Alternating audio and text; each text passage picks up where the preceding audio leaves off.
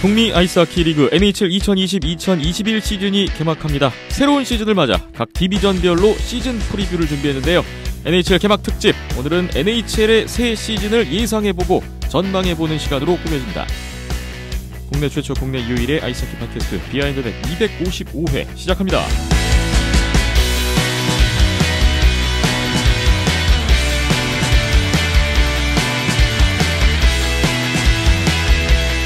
비하인드넷 255회입니다. 오늘은 1월 13일 수요일 오후에 녹음을 하고 있습니다. 안녕하세요. 김태범입니다. 오늘도 이현섭 기자와 박김찬 PD와 함께하겠습니다.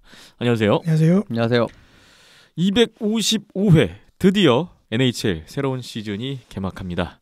현재 시각으로 1월 13일 수요일이 되겠고 한국 시각으로는 14일 목요일 내일 오전에 NHL 2020-2021 시즌이 개막하는데요.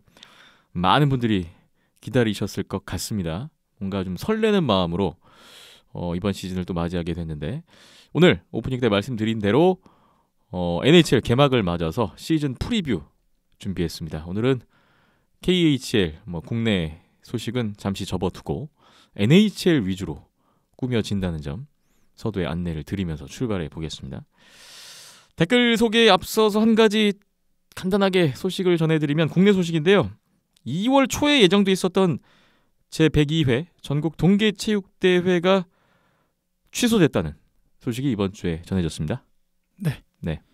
이게 아이스하키뿐만 아니라 전 종목 대회 자체가 그렇죠. 취소가 되는 바람에 네. 어쩔 수 없죠. 국내 지금 상황이 안 좋다 보니까. 네. 코로나19 확산으로 인해서 안타깝게도 제102회 동계체전은 열릴 수가 없게 됐다는 점. 네, 무거운 소식을 또 전해드리면서 오늘 출발을 하게 됐네요. 댓글 소개 들어가 보겠습니다.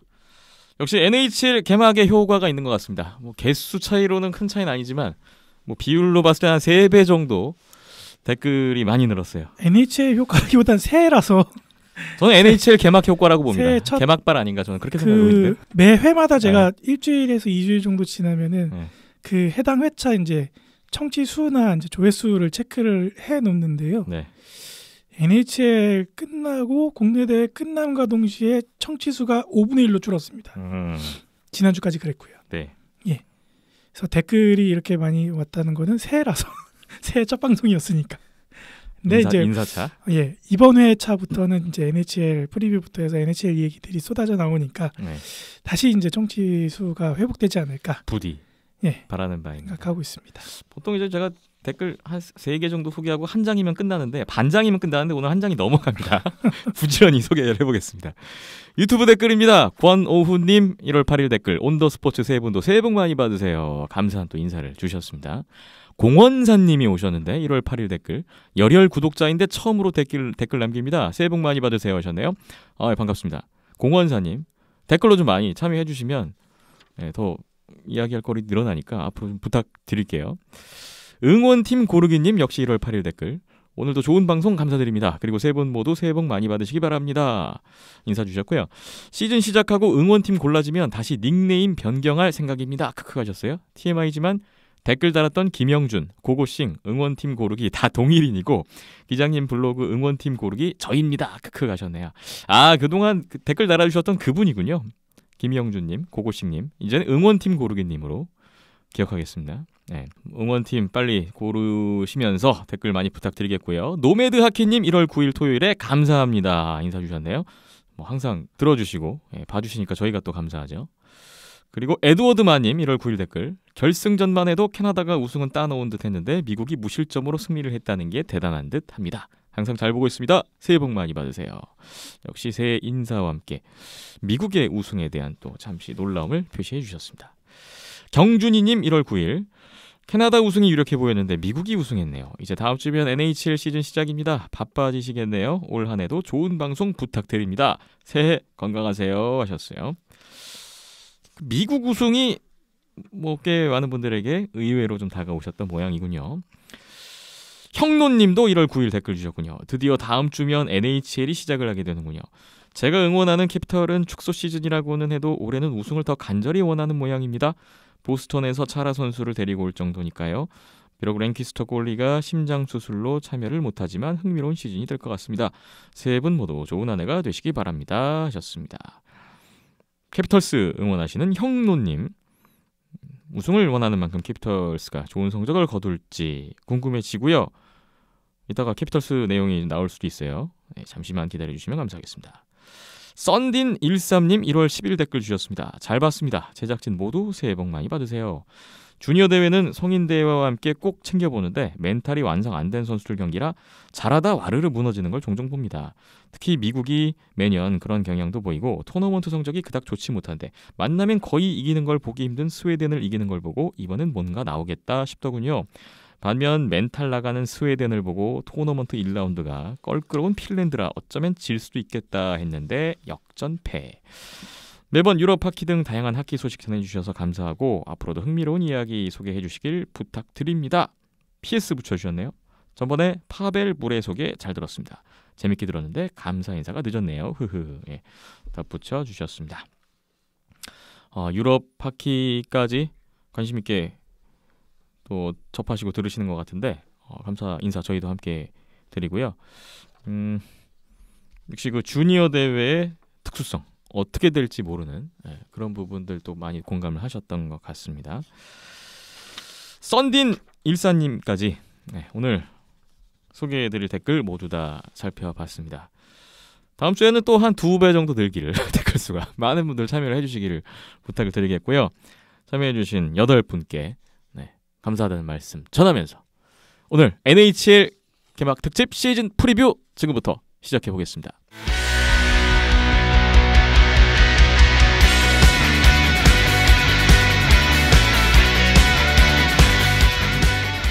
비하인드넷 255회 NHL 2020-2021 시즌 개막을 맞이해서 시즌 프리뷰의 시간이 돌아왔습니다. 이 시간을 많은 분들이 기다리고 계시지 않았을까라는 생각도 해보면서 오늘 이현숙 기자와 함께 많은 이야기가 나올 것 같습니다. 총 4개의 디비전으로 진행이 되는 이번 시즌인데 오늘 각 디비전별로 나눠서 살펴볼 거고요. 본격적인 얘기에 들어가기에 앞서서 이 점을 좀 말씀을 드려야 될 것 같아요. 이번 시즌 뭐 여러 가지가 지금 코로나19 상황으로 인해서 바뀐 좀 특수성을 안고 가는 시즌이 될 텐데 이번 시즌의 가장 큰 변화이자 가장 큰 특징이자 가장 큰 변수라고 한다면 아무래도 디비전이 개편됐다는 부분이 아닐까 싶습니다. 예. 그 변수에 따라서 오늘 이현숙 기자님의 좀 이야기 풀어가는 방향이 잡힐 것 같아요. 예. 각 디비전에서 이제 정규 시즌, 디비전 내에서만 올 시즌 정규 시즌이 펼쳐집니다. 네. 예전에는 거의 모든 팀들하고 최소 한두 번씩 대결을 했고 많으면 한 서너 번 정도 대결을 했다면 그렇습니다. 뭐 안 붙는 팀도 있는데 네. 뭐 거의 그랬었죠. 이번 시즌은 각 디비전 내 팀들끼리만 맞붙게 되다 보니까 그렇습니다. 디비전 안에서는 최소 8번, 노스 디비전 같은 경우에는 9번에서 10번까지도 만나는 그렇죠. 그런 팀이 적기 때문에 포맷이고요. 그러니까 다른 디비전 팀하고 만나려면 플레이오프 세미파이널에나 가야 그렇습니다. 만나는 지금 그런 방식이에요. 그러니까 그런 부분이 참 이 순위 판도에도 큰 영향을 끼칠 것 같고 예. 아무래도 상대성이라는 건 분명 팀 스포츠에서 존재하다 보니까 그런 부분에 입각해서 오늘 이현숙 기자님이 말씀을 진행하신다는 점 참고를 해주셔야 될 것 같습니다. 예, 그래서 2019-20 시즌에 이제 이 팀들이 붙었던 전력을 바탕으로 새로운 디비전에 맞춰서 이제 구성을 딱 해봤습니다. 그들끼리의 맞대결 전적만으로 한번 예, 기록을 뽑아보셨군요. 예, 제 개노가 다였는데 어쨌든 예, NHL닷컴에도 없는 기록을 완전 직접 뽑으셨다. 모르겠습니다. 누가 뭐 해외에 누가 이걸 한 사람이 강조해드립니다. 있을 수는 있어요. 근데 네. 이거 진짜 완전 오리지널 기획이라는 걸 말씀드리고 싶습니다. 그러니까 기존에는 쉽게 볼 수 없었던 방식의 오늘 프리뷰입니다. 예, 왜냐하면 사실은 앞서 말씀드린 그런 것 때문이에요. 그냥 같은 디비전에서만 정규 시즌이 치러지기 때문에 네. 이런 걸 한번 조명을 해봐도 좋지 않을까 생각을 근데 해서. 오늘 얼추 보니까 꽤 흥미로운 결과가 나왔더라고요. 그렇습니다. 기존의 지난 시즌 정규리그 순위와는 꽤 많이 다른 그런 기록을 순위를 볼 수가 있어서 오늘 얘기 또 재밌을 것 같습니다. 4개 디비전, 한 디비전씩 출발을 해볼 텐데 먼저 디비전 이거 이름이 또 바뀌었어요. 디비전 이름이 예. 이번에 후원사 이름을 따서 들어갔기 때문에 오늘 또 정확하게 명칭을 또 짚어드려야 될 것 같아요. 네, 정확하게 해드리는 게 좋죠 이런 네. 건. 첫 번째 디비전 혼다 NHL 웨스트 디비전부터 시작해 보겠습니다. 예, 그 뭐 자동차 회사 그 혼다 맞고요. 네. 아무래도 뭐 메인 스폰서다 보니까 이번에 이름이 들어간 것 같아요. 또 웨스트 디비전의 메인으로 들어간 것 같고 올해 또 이제 선수 헬멧에 이제 각 팀 로고가 아니라 스폰서가 붙습니다. 네. 그 팀의 메인 스폰서의 로고가 헬멧에 들어가요.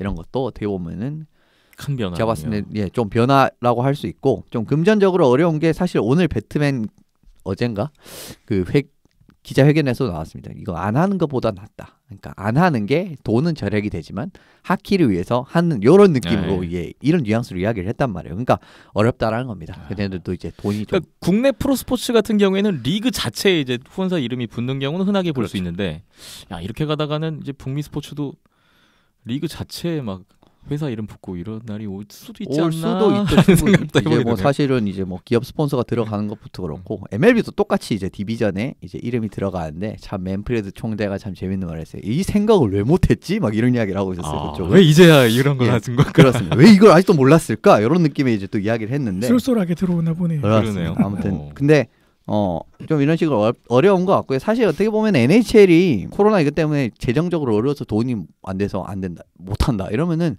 다른 리그 입장에서 진짜 큰일입니다. 이건 진짜 큰일이고. 네.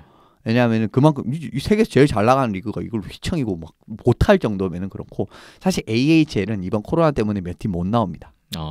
예, 이제 그런 거 좀 서두에 말씀을 드리고요. 어려운 현실 속에서 나온 강구책이라고 봐야겠군요.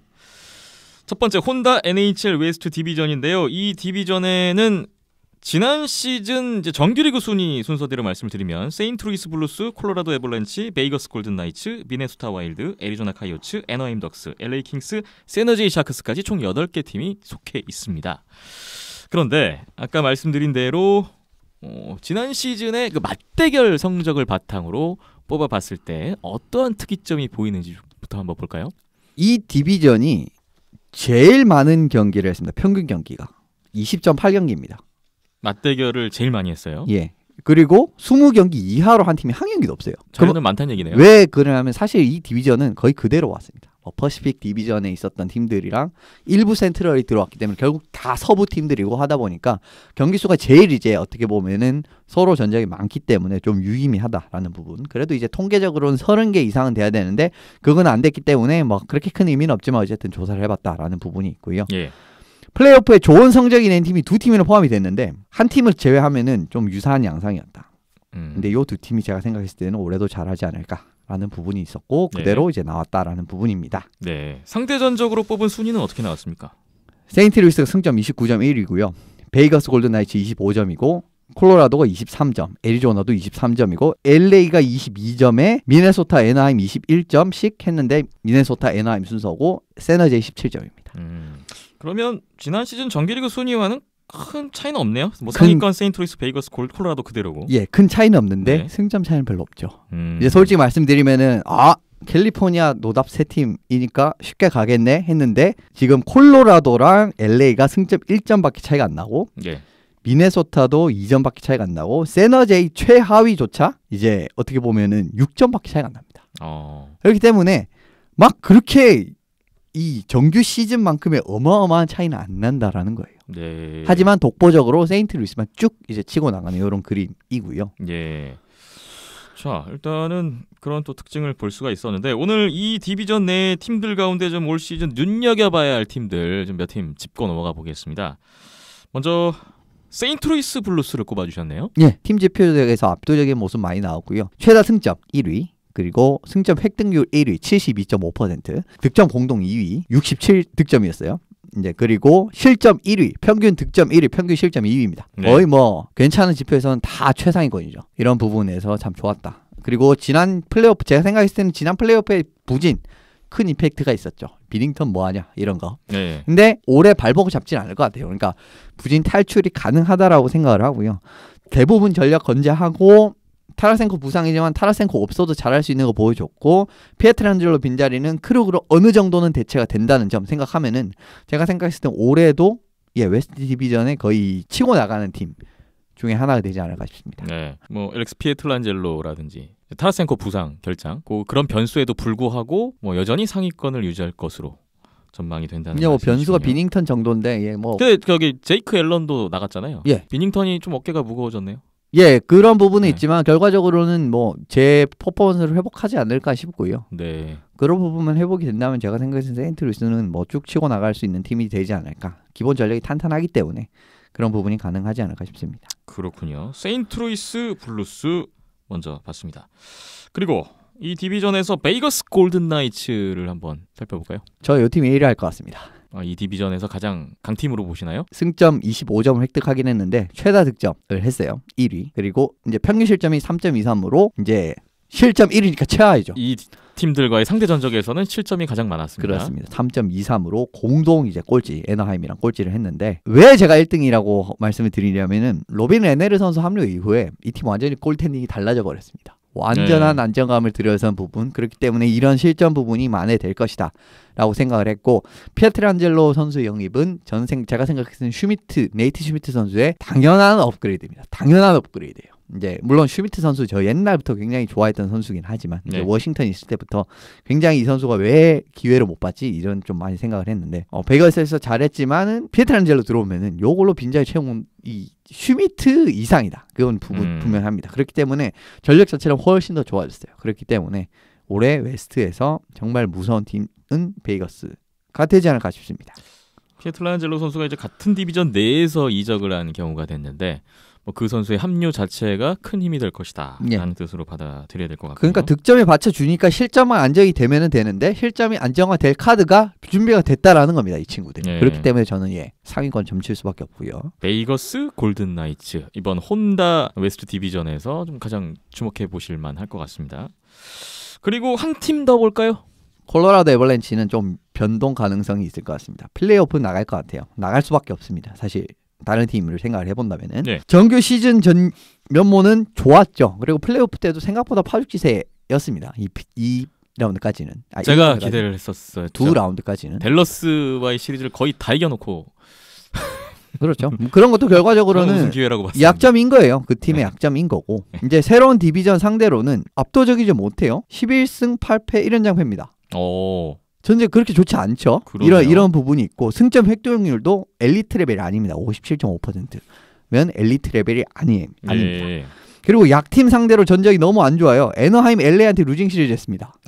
그런 부분에서도 좀 눈에 띄고, 다소 약한 팀이 많은 디비전 특성상 뭐 물론 올해 영입도 좋았어요. 더번 테이브스라든지 그다음에 브랜든 사드 이런 영입은 굉장히 괜찮은 영입이라고 저는 생각을 합니다. 근데 결과적으로는 약한 디비전 팀이 많습니다. 뭐 좀 좋아지긴 하지만 그래도 좀 전력으로 약한 팀이 많은 디비전 특성상 플레이오프 자체는 진출할 가능성이 높은데 조금 이제 우려되는 부분이 저는 앞서 말씀드린 그런 부분에서 있다라고 보고요. 그래도 이제 기본 화력이 뛰어나기 때문에 수비력이 막 그렇게 좋은 팀이 많지가 않습니다. 지금 이번 웨스트 디비전에. 그런 부분 생각해보면은 결과적으로 화력을 찍어 누르고 플레이오프 올라갈 것 같은데, 또 중요한 거는 세인트루이스 베이거스보다 얼마나 더 좋은 성적을 낼 수 있느냐, 사실 여기에 눈을 보거든요. 근데 그런 부분에서는 좀 약팀한테 이렇게 발목을 잡힌다든가 이 디비전에서 성적이 그렇게 좋지 않다라는 부분이 좀 발목을 잡을 수 있지 않을까 라고 생각을 하기 때문에 조금 불안한 군으로 나왔습니다. 한 3위 정도, 2위나 3위 정도를 경쟁할 수준으로 이렇게 보입니다. 그렇군요. 이 디비전에서 세인트루이스, 베이거스, 콜로라드를 짚어주셨는데, 요즘에 그 현지에서도 전문가들이 시즌 개막 예상 프리뷰 하잖아요. 근데 그쪽 들려오는 얘기를 보면 역시 이제 세인트루이스, 베이거스, 콜로라도를 뭐 거의 이 디비전에서는 플레이오프 진출 가능성 거의 기정사실화하다시피 하는, 거의 다 이 세 팀은 꼽고 있더라고요. 그렇죠. 그 정도로 뭐 이 세 팀의 전력이 좋다는 것은 좀 느낌이 오는 것 같은데, 실제로 이번 주에 그 개막 주에 발표됐던 파워랭킹에서도 이 세 팀이 나란히 전체 2, 3, 4위를 기록할 정도로 기대감을 표하고는 있습니다. 그럼에도 불구하고 지금 현지 전문가들의 예상을 보면 콜로라도 애벌랜치의 이번 시즌 우승을 예상하는 사람들이 압도적으로 많이 보이더라고요. 그냥 세거든요. 굉장히 흥미롭게 봤거든요. 그냥 보고 세고, 그냥 봤을 때 세고 보면 재밌고, 그리고 그 다음에 작년에 막 찍어 누르는 이런 임팩트가 있어서 그런데 전 지금 말씀드리면 콜로라도 애벌랜치 아직 조금 멀었다고 봅니다. 뭔가 좀 안정감은 떨어진다는 의미인가요? 저는 토론토의 조금 세련된 버전으로밖에 안 보여요, 콜로라도. 근데 토론토의 학기가 먹힙니까? 안 먹히죠. 뭐 토론토 메이플 리프스가 플레이오프에서 왜 결과로 이어지지 않는가에 대해서는 이미 한번 언급을 해준 바 있어요. 저는 누누이 언급을 드렸습니다. 이제 안 되는 이유, 이제 토론토가 안 되는 이유. 저는 뭐 결과적으로 콜로라도도 그 궤도에서 그렇게 먼 팀이라고 보지는 않거든요. 예. 이 세 팀은 뭐 거의 플레이오프 가능성이 크다고 봤을 때 이제 4위까지 플레이오프가 가능하단 말이죠. 근데 지금 나머지 팀들 가운데서 그래도 어느 정도 한 자리 비집고 들어갈 수 있는 팀이 누가 될까도 좀 궁금해지거든요. 이현숙 비전이 보시기에 지금 플레이오프 막차권에 근접할 수 있는 후보 남은 팀들 가운데 좀 어느 팀의 가능성이 있다고 보시나요? 개인적으로 미네소타가 갈지 않을까 싶습니다. 어떻게 보세요? 기본적으로 이제 화력 자체가 괜찮습니다. 이번에 평균 득점이 3.19점인데 이제 실점 좀 많아서 그런 부분 좀 발목 잡았고 뭐 세인트루이스나 뭐 이런 팀들 상대로 이제 0승 3패하고 막 이래가지고 많이 까먹은 이런 게 있는데 충분히 이 팀이 좀 가능성이 있다라고 생각을 하고 좀 많이 이제 좀 전력이 재편이 되고 있는 와중에서 괜찮은 모습을 보일 수 있지 않을까. 근데 물론 이제 좀 변동이 많기 때문에 케빈 피알라라든지 이라인의 카프리조프라든지 뭐 이렇게 괜찮은 선수들이 굉장히 많거든요. 그래서 좀 전략만 잘 이제 좀 다듬고 스테일록 뭐 이런 선수들 잘 활약해주면은 예, 뭐 3, 4위 정도 수준으로 미네소타 가능성이 충분히 있지 않을까 싶습니다. 그렇군요. 뭐 말씀드린 대로 KHL 체스카 모스크바의 뭐 에이스로 뛰었던 키릴 카프리조프 선수가 이제 미네소타 와일드에서 데뷔가 기대가 되고 있다는 부분도 좀 재밌게 볼 수 있을 것 같습니다. 달라진 LA 킹스는 안 될까요? LA도 뭐 괜찮긴 하죠. 제가 생각했을 때는 올해 생각보다 더 굉장히 괜찮은 모습 보일 수 있는 팀이라고 말씀을 드렸었고 네. 기본적으로 이제 팀 코어가 있는 데다가 좀 젊은 선수들이 좀 많이 성장을 하는데 올해 뭐 굉장히 어린 선수들 주리저 선수들은 좀 아직까지 조금 더 경험을 이제 주니어 레벨에서 쌓게 한다 이러는 이야기이기 때문에 확 올라올 느낌은 아니지만 그래도 이 팀도 나쁘지 않습니다. 말씀드린 대로 승점 22점이면은 콜로라도랑 1점밖에 차이가 안 납니다. 네. 물론 이제 뭐 애나하임도 2점 차이가 나고 샌드제도 그런데 어쨌든 좀 LA 같은 경우는 좀 미래가 밝은 팀이니까 좀 그런 부분 지켜보시면 좋을 것 같고 애리조나 같은 경우에는 좀 너무 수비만 하지 않나 이런 부분 좀 있는데 전체 실점은 2.57로 1위를 했어요. 디비전 내에서. 네. 근데 이런 부분에서 좀 자신들의 컬러 결국 잘 지켜가야 되는데 좀 어려울 것 같다라는 생각이 좀 저는 들긴 듭니다. 최근에 애리조나 행보가 좀 어수선했기 때문에 그런 것도 있고 애나하임은 존 깁슨 요 선수의 어깨에 좀 많이 달렸습니다. 깁슨이 한번 확 붙어가지고 연승 쭉 달려서 승점 좀 벌어버리면은 충분히 변수를 만들 수 있는 팀입니다. 그리고 지그레스 선수 올해 어떻게 보면은 들어올 것 같거든요. 일본에 바로 뭐 게츠레프 선수한테 멘토 열심히 받고 있더라고요. 이런 부분까지도 좀 재밌는 팀이 될 수 있을 것 같고 샤크스 같은 경우에는 결과적으로 에릭 칼손이나 좀 주축 선수들이 부상이 없어졌을 때 저는 샤크스조차 가능성이 있다라고 봅니다. 왜냐하면은 이 팀이 작년에 주축 선수 부상 때문에 제대로 된 시즌을 치르지를 못했어요. 예. 그런 부분이 올해 해동 칼손이라든가 헤르트, 코츠가 다 돌아오면은 이 팀도 힘 자체는 충분하다라고 생각을 하고요. 승점 17점이면은 앞서 말씀드린 그런 23점, 22점, 22점이랑 그렇게 차이가 없습니다. 예. 좀 그렇게 마지막으로 요약을 드리고 싶습니다. 팀별로 전체적인 전력 차는 있겠지만 그래도 디비전 내에서의 상대성에서는 그만큼의 큰 차이는 보이지 않았기 때문에 모든 팀들에게 기회와 가능성은 있다고 보겠고요. 예. 혼다 NHL 웨스트 디비전 기대해 주시고요. 비하인드넷 잠시만 쉬었다가 NHL 시즌 프리뷰 또 다른 디비전으로 이어가 보겠습니다.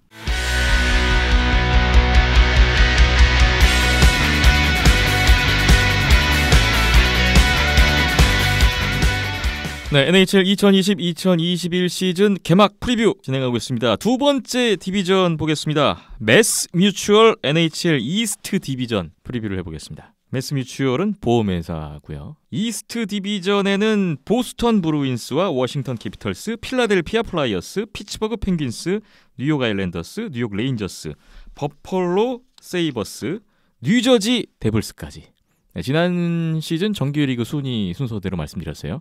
이렇게 8팀이 포진되어 있는 디비전이 되겠습니다. 매스뮤추얼 이스트 디비전에서는 상대 전적을 토대로 좀 어떠한 특이점을 발견하셨나요? 여기도 20.2경기를 평균 치렀기 때문에 자주 맞상대한 팀들이 많이 들어가 있습니다.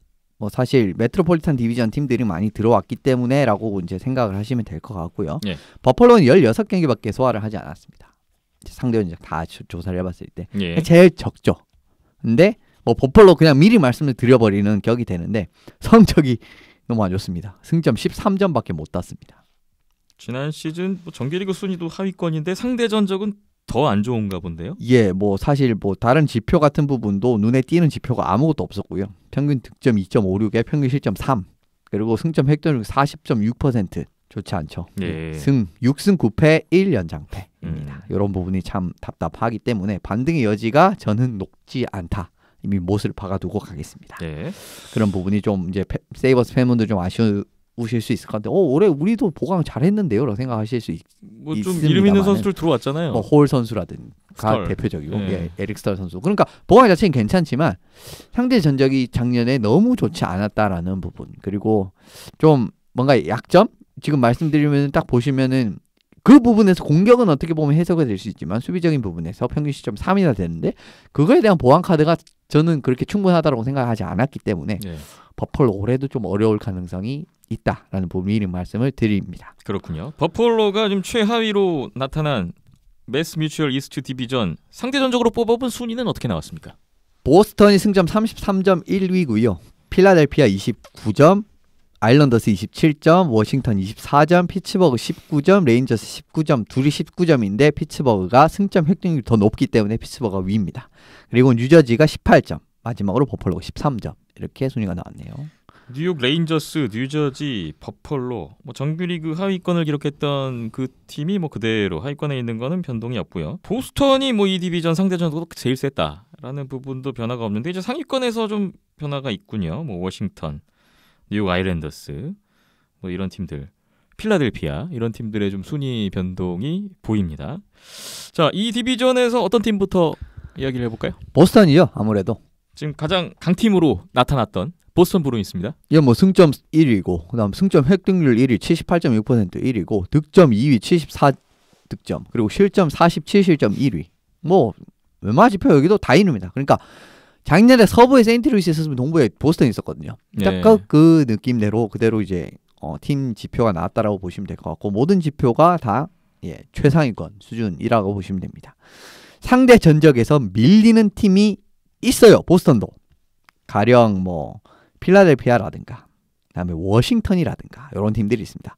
근데 그런 팀들한테도 다 슛아웃까지 가면서 승점을 악착같이 따냈습니다. 그러니까 워싱턴한테 1승 2패를 했는데 1슛아웃패 1패란 말이에요. 예. 그렇기 때문에 승점 땄죠. 그리고 필라델피아 전도 1승 2패인데 그렇기 때문에 악착같이 다 승점을 땄어요. 그리고 연장패가 5번인데 이것도 저도 우리는 연장에 쓰인다. 네. 이런 것도 보여주는 이런 이제 지표라고 말씀을 드릴 수가 있고요. 뭐 승점에서만 밀렸지 뭐 전체적인 경기력에서는 밀리지 않았던 그렇습니다. 그런 걸로 봐야겠네요. 이 강팀들을 보시면은 승점은 귀신같이 챙겨가는 이런 습성이 있습니다. 지는 게임도 1점은 먹고 가는 그렇죠. 그런 거죠. 뭐 최근에 이제 KHL을 자주 말씀을 네. 드렸기 때문에 또 말씀을 드리면 체스카 모스크바 같은 팀들. 저도 이 팀들은 진다. 스카한테 졌네.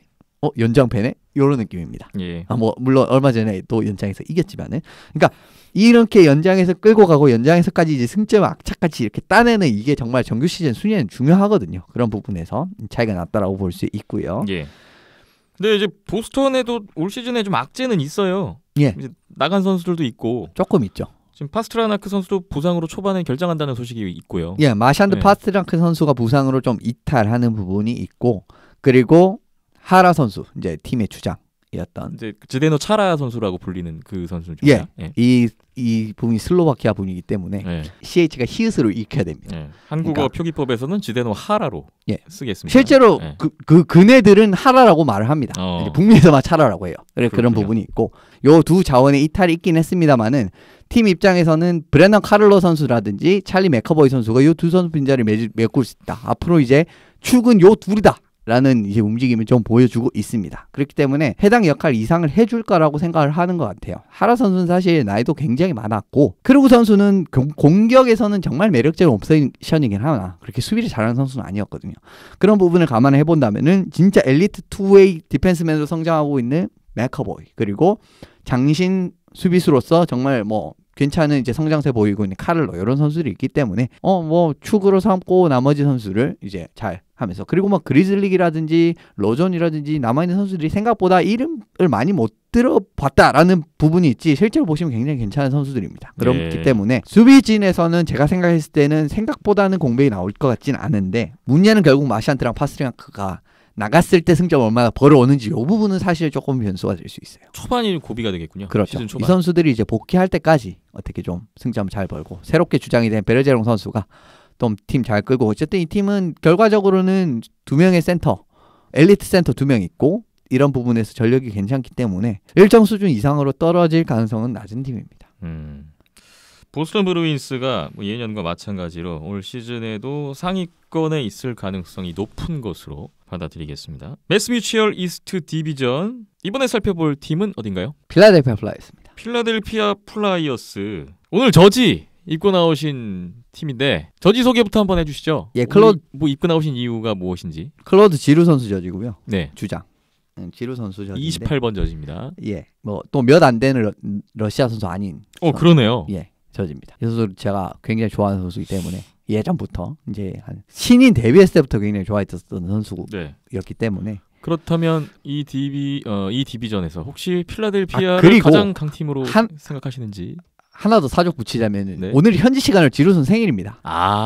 또 그런 목적도 조금은 있다. 크겠군요. 아닙니다. 근데 그리고 플러스 저는 올해 우승 가능성 굉장히 큰 팀으로 필라델피아 봅니다. 기대감은 갖고 일단 입고 오신 거니까 맞네요. 예, 그런 부분이 있고 승점 29점, 승점 획득률 69%, 득점 3위고 실점 3위. 뭐 전반적으로 좀 다 괜찮다, 상위권이다라고 말씀을 드릴 수가 있고 뉴욕 아일랜더스랑 피츠버그한테 상대 전적이 밀렸습니다. 아일랜더스 상대로는 0승 3패를 했는데 피츠버그 상대로는 1승 2패 했고 나머지는 다 위닝을 했어요. 네.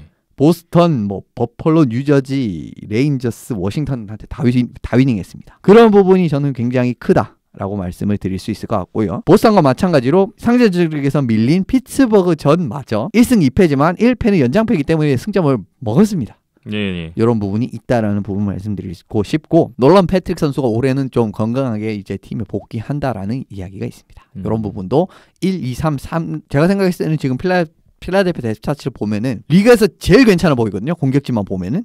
예. 그런 부분이 있을 것 같고 다만 조금 문제가 있으면 맨 니스캐넌 선수가 은퇴를 했어요. 갑자기. 그러게요. 지금 1라인 수비수인데. 그렇습니다. 굉장히 이 선수가 중요한 선수입니다. 수비적인 안정감을 심어준다라든지 그 다음에 여러 선수랑 파트너로도 정말 좋은 모습 보여줄 수 있는 선수가 니스캐넌 선수인데 이 선수가 코로나로 인해 좀 상황이 좀 불안정해진 걸로 작년 시즌 이제 옵트아웃하고 은퇴를 해버렸어요. 네. 그런 부분이 약간은 수비력의 공백이 나올 수가 있다. 물론 이제 구스타프손 선수를 영입을 했는데 이 선수도 공격형 수비수입니다. 그렇기 때문에 완벽한 대체제라고 보기는 어렵고요. 그래서 좀 그런 부분을 이 변수가 수비적인 부분에 변수가 생길 수 있다. 그래도 제가 생각했을 때는 필라델피아가 가진 툴 자체는 엘리트다라고 말씀을 드리고 싶습니다. 네, 필라델피아 플라이어스를 또 높게 평가해 주시는 걸 알 수가 있었습니다. 실제로 NHL.com에서도 이번 주 파워랭킹 전체 5위, 이 디비전 내에서는 가장 상태가 좋은 것으로 일단 이야기를 하고 있더라고요. 필라델피아 플라이어스 이번 시즌 어디까지 올라갈 수 있을지 또 팬분들은 또 기분 좋게 받아들이실 수 있을 것 같습니다. 매스뮤추얼 이스트 디비전 살펴보고 있는데요. 한 팀 더 볼까요? 이번에는 뉴욕 아일랜더스를 꼽아주셨네요. 예, 조금은 재밌는 이야기가 나온 것 같아서 뽑아봤는데 승점 27점 획득했고 승점 획득률 64.3% 그리고 득점 실점 각각 65 득점 65 실점 딱 똑같이 했습니다. 네. 그런 부분이 눈에 띄는데 여기서 뭔가 좀 눈썰미가 좋으신 분들이라면 눈치를 채셨을 겁니다. 아일랜더스의 강점 뭡니까? 상대방의 득점을 최소화시키면서 앞서 나가는 거죠. 근데 그런 운영 안 나왔다는 겁니다. 평균 실점이 3.1입니다.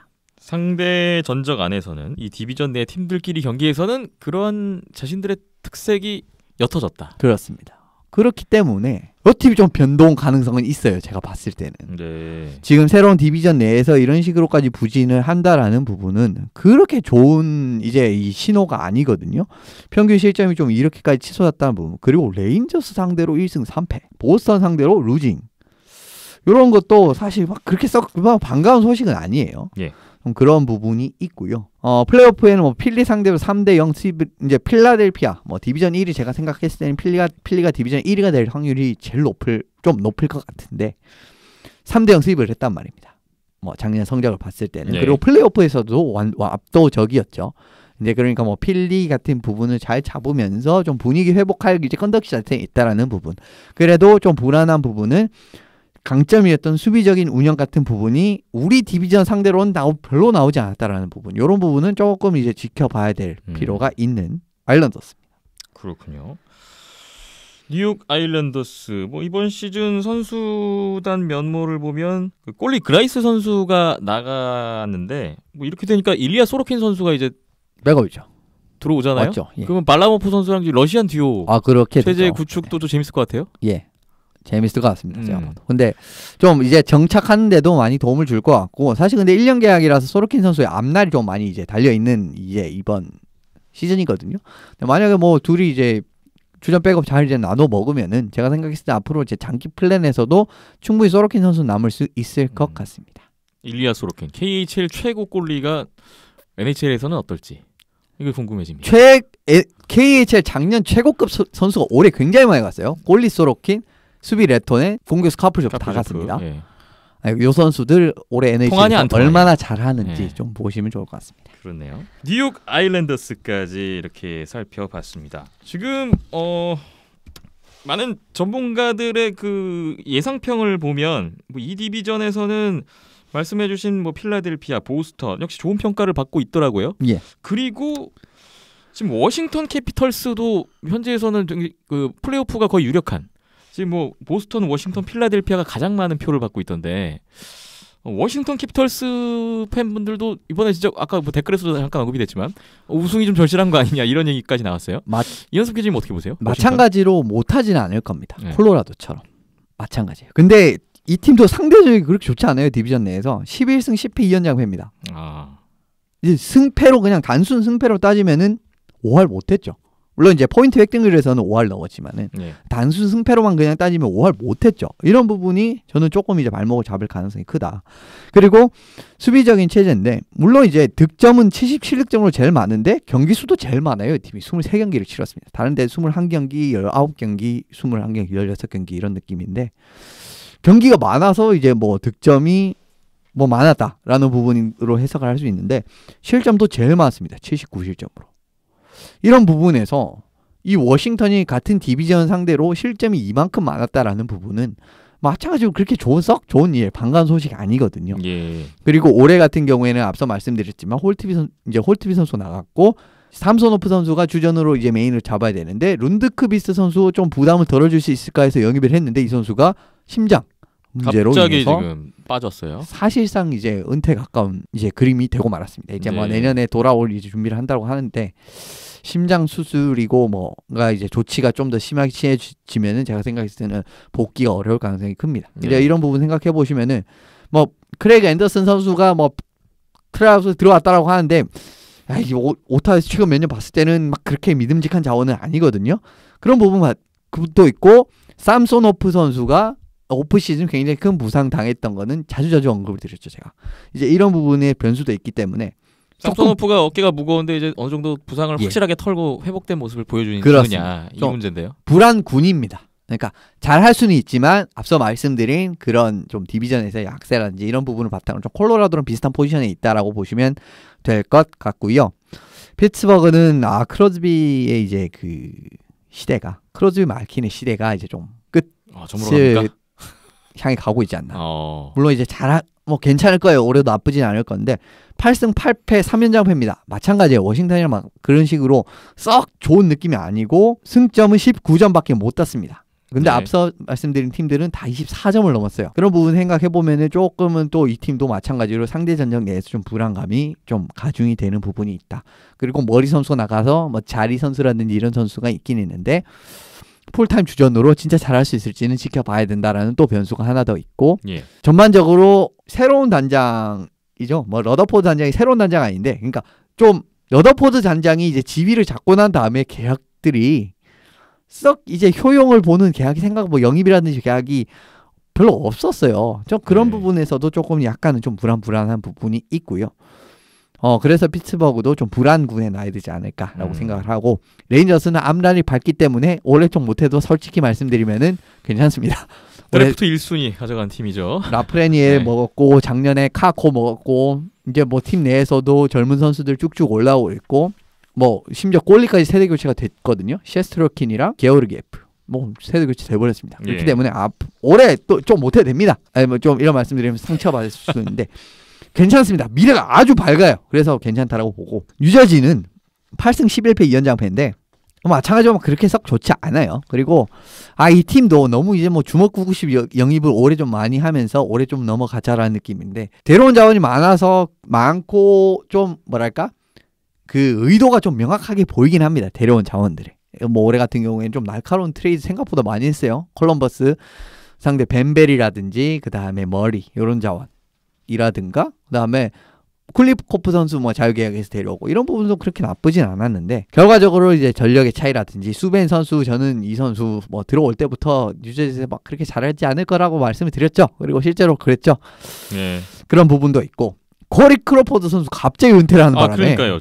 여기도 지금 좀 당황스러울 것 같아요. 며칠 안 된 소식이죠, 이거. 시즌 일주일 뭐 시작하기 거의 한 일주일 전에 네. 갑자기 은퇴를 선언을 했습니다. 제가 생각했을 때는 결국 부상이 발목을 잡은 것 같은데 아무튼 뉴저지도 그렇기 때문에 좀 전력에서 올해도 아주 큰 개선도 없었고 그리고 뭐 현상 유지 정도 수준이기 때문에 썩 좋아질 것 같지가 않습니다. 그런 부분이 있기 때문에 뭐 버펄로와 마찬가지로 조금은 순위가 낮을 가능성이 큰데 여기도 마찬가지로 작년 이제 순위로 봤을 때 4위가 워싱턴 24점인데 그 다음 5위부터 19, 19, 18, 13이에요. 그리고 버펄로는 경기 수가 한 5경기 정도 적었다라는 생각을 하면은 생각보다 이제 이 19점대 라인 팀들이랑 큰 차이가 안 난다라고도 볼 수가 있거든요. 네. 그래서 뭐 여기도 사실은 아주 희망이 없지는 않습니다. 근데 제가 이제 말씀드리면 아주 희망이 없는 팀이 한 팀 나옵니다, 뒤에. 어쨌든 그거는 또 기대하시면 됐고. 예. 근데 그래서 버펄로 팬들도 제가 이제 서두를 열기는 좀 이제 좀 어두운 서두를 열었지만은 이제 반등 가능성이 적다라고 말씀을 드렸지만은 아주 없지는 않다. 라는 부분을 조금은 염두를 해 두셔야 될 것 같습니다. 그리고 지금 말씀드렸지만은 단축 시즌 56경기밖에 안 해요. 어떻게 될지 몰라요. 이게 짧아지면 짧아질수록 정말 약팀으로선 기회입니다. 그래서 삘 받아서 10연승 한번 빡 해버리면은 아무리 약한 팀도 갈 수 있다니까요. 네. 이제 이런 부분에서 근데 버펄로라든가 애너하임이라든가 진짜 최근에 10연승 9연승 해본 팀입니다. 그렇기 때문에 조금 이제 순위가 낮더라도 뭐 탱킹 아닐 수 있지 않나. 이런 양상 충분히 나올 수 있다라고 봅니다. 예. 매스뮤추얼 NHL 이스트 디비전 살펴보면서 이야기를 나눴고 여기까지 정리를 해야 될 것 같습니다. 잠깐 쉬어가겠습니다. NHL 개막 프리뷰 잠시 후에 또 계속됩니다.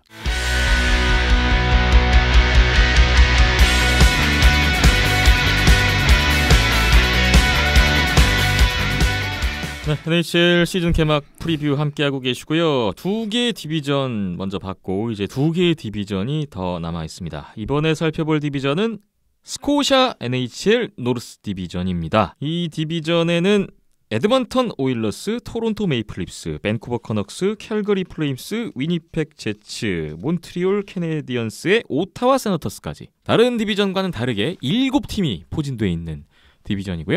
뭐 눈치를 채셨겠습니다만 캐나다 팀들 7팀으로만 구성이 되어 있는 아주 특수한 디비전이 되겠습니다. 예, 국내에서만 이동을 합니다. 네, 이 디비전이 좀 가장 궁금해요. 이게 그렇죠. 팀 수도 다르고 상대 경기 수도 가장 많고 지금 9번, 10번을 만나야 되는 그런 일정이 발표됐고요. 이걸 냈을 때 제일 의외의 결과가 나왔던 디비전입니다. 요 디비전. 제일 의외의 결과. 뭐야 이거? 이게 그냥 잘못된 거 지난 아닌가? 시즌 정규리그 순위와는 많이 다른 결과가 나왔군요. 아주 다릅니다. 아주. 캐나다 팀들끼리의 상대 전적에서 어떤 특이점이 발견됐는지 한번 볼까요? 예. 물론 이제 평균 14.2경기밖에 치러지지 않았기 때문에 경기 수가 적어요. 그래서 샘플 사이즈가 부족하기 때문에 좀 이런 부분은 좀 나올 수 있고. 그러니까 앞서 말씀드린 디비전들보다 한 6경기나 덜 했습니다. 네. 물론 이제 팀이 하나 없기도 하지만 전반적으로 좀 경기 수가 적다. 확실히 좀 확연히 적습니다. 이런 부분이 있고요. 정규 시즌 이미지랑 가장 극명한 차이가 드러난 디비전이었습니다. 제가 아까 말씀드렸던 팀 순서가 지난 시즌 정규리그 순위 순서였는데 상대 전적으로 지난 시즌 기록을 뽑아본 이 스코샤 노스 디비전의 순위 어떻게 나왔습니까? 몬트리올이 1위입니다. 22점. 그리고 위니펙 18점으로 2위고 캘거리가 3위로 이제 위니펙, 캘거리, 토론토가 다 18점이에요. 근데 승점 획득률이 위니펙이 높기 때문에 네. 위니펙이 2위, 캘거리가 3위. 예. 그다음에 캘거리, 토론토 요 순서. 4위가 토론토. 예. 그리고 에드먼턴 승점 16점. 그리고 오타와 승점 11점, 밴쿠버 승점 9점입니다. 야, 이거 잠깐 정리를 해보면 1위였던 에드먼턴이 5위로 떨어지는 거고요. 6위였던 몬트리올이 1위로 올라오게 된 거고요. 가장 큰 변화. 여기 위니펙도 5위에서 2위로 올라오게 되는 거고, 뭐 캘거리는 뭐 큰 차이는 없고, 토론토도 2위였다 4위로 떨어지고. 뭐 근데 다 18점이니까 별 차이가 없죠. 솔직히 말씀드리면. 밴쿠버가 3위에서 최하위 7위로 떨어집니다. 오타와가 탈꼴찌가 되는군요. 오타와 탈꼴찌고요. 그리고 밴쿠버는 지금 전체 디비전으로 봐도 뒤에서 2등입니다. 그러니까 전체 31팀으로 봐도 네. 뒤에서 2등, 승점 9점이고 근데 그 밑에 한 팀이 있다라는 거죠. 또 재밌게 말하면은. 네. 어쨌든 승점 9점이다라는 겁니다. 야, 이번에 캐나다 팀들끼리 정규리그를 치르는 게 실제로도 이번 시즌 결과도 그대로 나올지 이거 상당히 기대가 되는데요. 몬트리올 기회가 왔습니다. 왔어요. 이 기회 잡아야 됩니다. 제가 생각했을 때 올해 몬트리올 좀 밟아야 되고요. 몬트리올 캐나디언스부터 그럼 출발하나요? 예. 네. 정규승 10승했습니다. 15경기 10승했어요. 이 경기들 중에서. 예. 그 승점 22점 1위, 득점 47득점으로 1위, 실점 34실점으로 1위입니다. 압도적인데요. 지금 디비전 안에서는. 진짜 지표들이 좋아요. 네. 그리고 이 내에서 지금 이 디비전 내에서 지금 상대하는 팀들, 캐나다 팀들과의 상대는 여기 지금 너무 좋습니다. 네. 지난 시즌 굉장히 어려웠던 시즌이었는데 그나마 고전한 게 지금 오타와전이거든요. 근데 오타와전은 4경기를 다 연장을 갔어요. 근데 3연장승을 했기 때문에 좋아요. 올해 몬트리올 지금 가야 되고, 제가 생각했을 때 이번 디비전은 상위권 마감 충분히 가능합니다. 왜냐하면은 T1 괜찮은 자원들이 굉장히 지속적으로 이번 오프시즌 많이 영입을 했거든. 꽤 많은 선수들이 들어왔죠. 예, 제이크 앨런, 수비진에 에드먼드슨, 그 다음에 공격진에도 토폴리, 뭐 이런 선수들, 토폴리, 그 다음에 앤더슨 이런 선수 들어오면서 굉장히 좋아졌어요. 더 좋아졌습니다. 예. 그리고 지난 시즌 플레이오프 때 이 팀이 전반적으로는 좀 공격적인 부분이 매력적인 부분, 좀 자잘자잘하게 몰아치는 부분이 매력적인 공격적인 팀이었는데 수비적인 운영도 곧잘 해낼 수 있다라는 걸 또 플레이오프 때 보여줬어요. 지난 부분. 예. 그런 부분도 보여줬고, 그리고 백업 골리까지 문제가 해결됐죠. 이런 부분까지 생각을 하면은 올해 몬트리올이 이 디비전 내에서 충분히 잘할 가능성은 있습니다. 이런 부분까지 뒷받침이 된다라는 거고, 저는 올해 위니펙이랑 마찬가지로 이 디비전 내에서 상당히 좋은 모습을 두 팀 보여줄 수 있을 것 같거든요. 실제로 많은 전문가들이 이 디비전 안에서 몬트리올이 이번 시즌 플레이오프 진출할 것이다라는 예상이 많아요. 예, 실제로도 그렇습니다. 몬트리올 캐네디언스에게는 이번 시즌이 기회다. 잡아야 됩니다. 그 말씀으로 몬트리올이 이번 시즌 기대감이 어느 정도 큰지 실감을 할 수가 있네요. 몬트리올 캐네디언스 먼저 스코샤 노스 디비전에서 살펴봤고요. 두 번째 팀은 어딘가요? 위니펙 제츠입니다. 뭐 역시 가장 기대감이 큰 팀 중에 하나인 것 같습니다. 뭐 경기 수는 좀 적습니다. 12경기로 제일 적은 경기를 소화를 하긴 했는데 승점 획득률 75%로 1위고요. 그 다음에 실점 27실점으로 이제 1위, 그리고 평균 실점도 2.25로 몬트리올 제치고 1위를 했습니다. 이 디비전 내에서. 그리고 평균 득점도 3.25 득점으로 디비전 2위입니다. 1위는 토론토고요. 그렇기 때문에 나쁘지 않아요. 여기도 마찬가지로. 그리고 연장 이후 가서 다 이겼습니다. 연장 이후로 3번을 갔는데 다 이겼어요. 연장승, 슛아웃승 이렇게 다 이겼고, 정규 패 3번밖에 없고, 에드먼턴, 몬트리올, 토론토 이렇게 한 번씩 졌습니다. 어떻게 보면 이 디비전 내에서 강호들이죠. 지금 패를 당한 팀들이. 그렇기 때문에 이번 위니펙도 그렇게 나쁘지 않다. 몬트리올, 토론토 빼면은 이제 모든 팀을 상대로 위닝 시리즈를 했어요. 이게 좀 정확히 말씀을 드리는 거고요. 그리고 토론토전도 슛아웃승을 거뒀기 때문에 보이는 것보다는 크고, 몬트리올도 5할을 했습니다. 1승 1패를 했어요. 그러니까 전반적으로 다 나쁘지 않았죠. 그리고 몬트리올이랑 토론토한테 각각 6실점 패를 한 번씩 하긴 했습니다. 그런데 그 2번 빼면은 나머지 10경기에서 평균 실점 1.5입니다. 네. 뭐 압도적이죠. 이런 부분이 또 나오고요. 근데 더 이 의미가 있는 게 뭐냐면은 작년에 위니펙 팀 수비가 영 좋지 못했습니다. 정말 그 어려운 상황에서 막 갑자기 버플린 못 나오고, 그 다음에 지축 수비 자원들 이적하고 이런 부분에서도 좋지 않았다라는 점을 생각해 봤을 때 수비진이 안 좋은데도 상대 전적에서는 평균 실점 1위. 그렇죠. 이렇게 나왔군요. 여기서 이제 이야기가 다 끝나는 겁니다.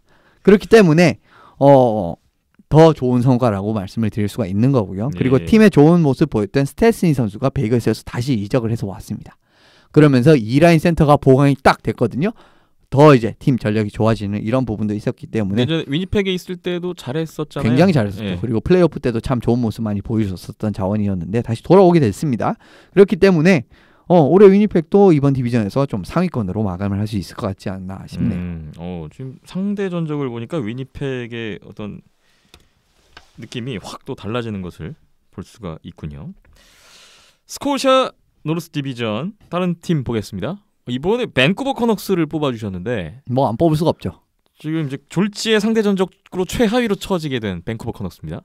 작년에 어떻게 잘해서 플레이오프 가서 플레이오프 때 참 많은 인상을 남겼지만은 이렇게 디비전 봤을 때는 성적이 너무 안 좋았습니다. 이건 진짜 너무 안 좋은 수준을 넘어선 거고요. 15경기 중 10패 그리고 승점 9점, 승점 획득률 30%밖에 안 되고 15경기에서 50실점을 했어요. 실점이 가장 많은 팀이었군요. 예, 3.3 평균 실점은 3.33. 에드먼턴에 이어서 이제 디비전 6위입니다. 디비전 6위죠. 6위면 뭐 7팀 중에 6위면 뭐 거의 그러니까 또 최하위권이고요. 하위권이라고 말씀을 드리고 싶고요. 참 어려울 가능성이 큽니다. 위니펙, 토론토, 몬트리올. 이번 토론토, 몬트리올. 토론토도 결과적으로 나갈 것 같긴 한데 1승도 못 거뒀습니다. 작년에. 요 세 팀한테. 이런 부분이 있는데 올해 이 팀들이랑 진짜 몇 번을 붙죠? 이 팀이? 8번, 9번, 10번 이렇게 붙죠? 9번 하면 10번이죠. 이게 9번 하면 10번씩 붙죠? 근데 1승도 못 했습니다. 물론 올해 1승도 못 하지는 않을 겁니다. 근데 이렇게 상대 전적이 나빴다라는 부분은 결코 좋은 사인이 아니고요. 그리고 나머지도 위닝 시리즈가 없네요. 이 팀이. 이 상대 전적으로 위닝 시리즈 가져간 팀이 하나도 없습니다. 이 팀들 중에서. 오타를 상대로도 5할을 했어요. 이런 부분에서 굉장히 심각하다라고 말씀을 드릴 수가 있을 것 같고 상황이 나빠졌다라는 부분. 그리고 보조 자원들 이탈했죠. 올 시즌. 토폴리 선수 이탈했고 그리고 스태처 수비에 테너브 이런 선수들이 이적을 했습니다. 그리고 주전골까지 이적을 해버렸어요. 마르크 스트램. 마르크 캘거리로 스트램 갔습니다. 캘거리로 갔습니다. 이런 부분도 이 팀의 반등을 기대하기가 정말 어렵게 만드는 요인 중 하나입니다. 근데 우리 스탠리컵 우승한 골이 들어왔는데요? 라고 말씀하실 수 있겠지만은 최근 홀트비 선수 성적이 너무 안 좋아요. 근데 최근 홀트비 선수가 그래도 이제 가치를 부여받았던 부분은 플레이오프 때 좀 이제 정규 시즌 좀 부진해도 플레이오프 때 반등을 했다라는 건데 작년에 플레이오프 반등도 못했습니다.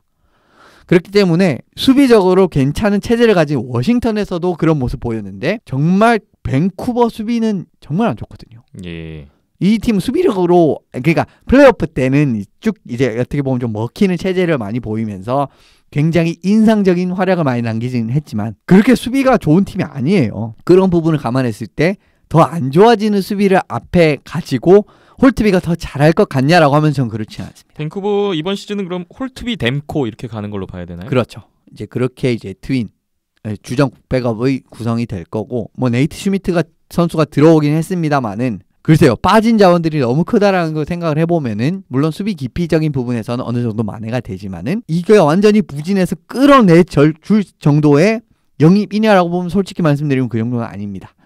이런 부분이 있기 때문에 조금은 좀 밴쿠버는 올해 작년에 그런 좀 희망적인 시즌을 이어갈 가능성이 올해 아주 크진 않다라는 부분. 그리고 정규패가 진짜 많아도 너무 많습니다. 10패라 정도 하는 부분은 좀 많이 밀렸다라고밖에 해석이 안 되는 부분이기 때문에 뭐 안타깝게 됐네요. 올 시즌에 뭐 전체적인 팀 상황도 그렇고 거기에 디비전이 바뀌면서 좀 피해를 볼 가능성이 좀 높을 수 있는 그렇죠. 그런 좀 밴쿠버 커넉스라고 보입니다. 뭐 결과적으로 가능성의 이야기입니다. 진짜 작년에 성적이 이렇게 나왔기 때문에 올해는 뭐 반드시 이어진다는 건 아니고요. 그렇죠. 물론 당연히 반드시 이어질 이제 가능성은 없는데 근데 작년에 성적을 봤을 때는 진짜 불안한 발목을 잡을 만한 가능성이 너무 많이 관측이 됐기 때문에 이건 사실 무시할 수 있는 수준이 아니거든요.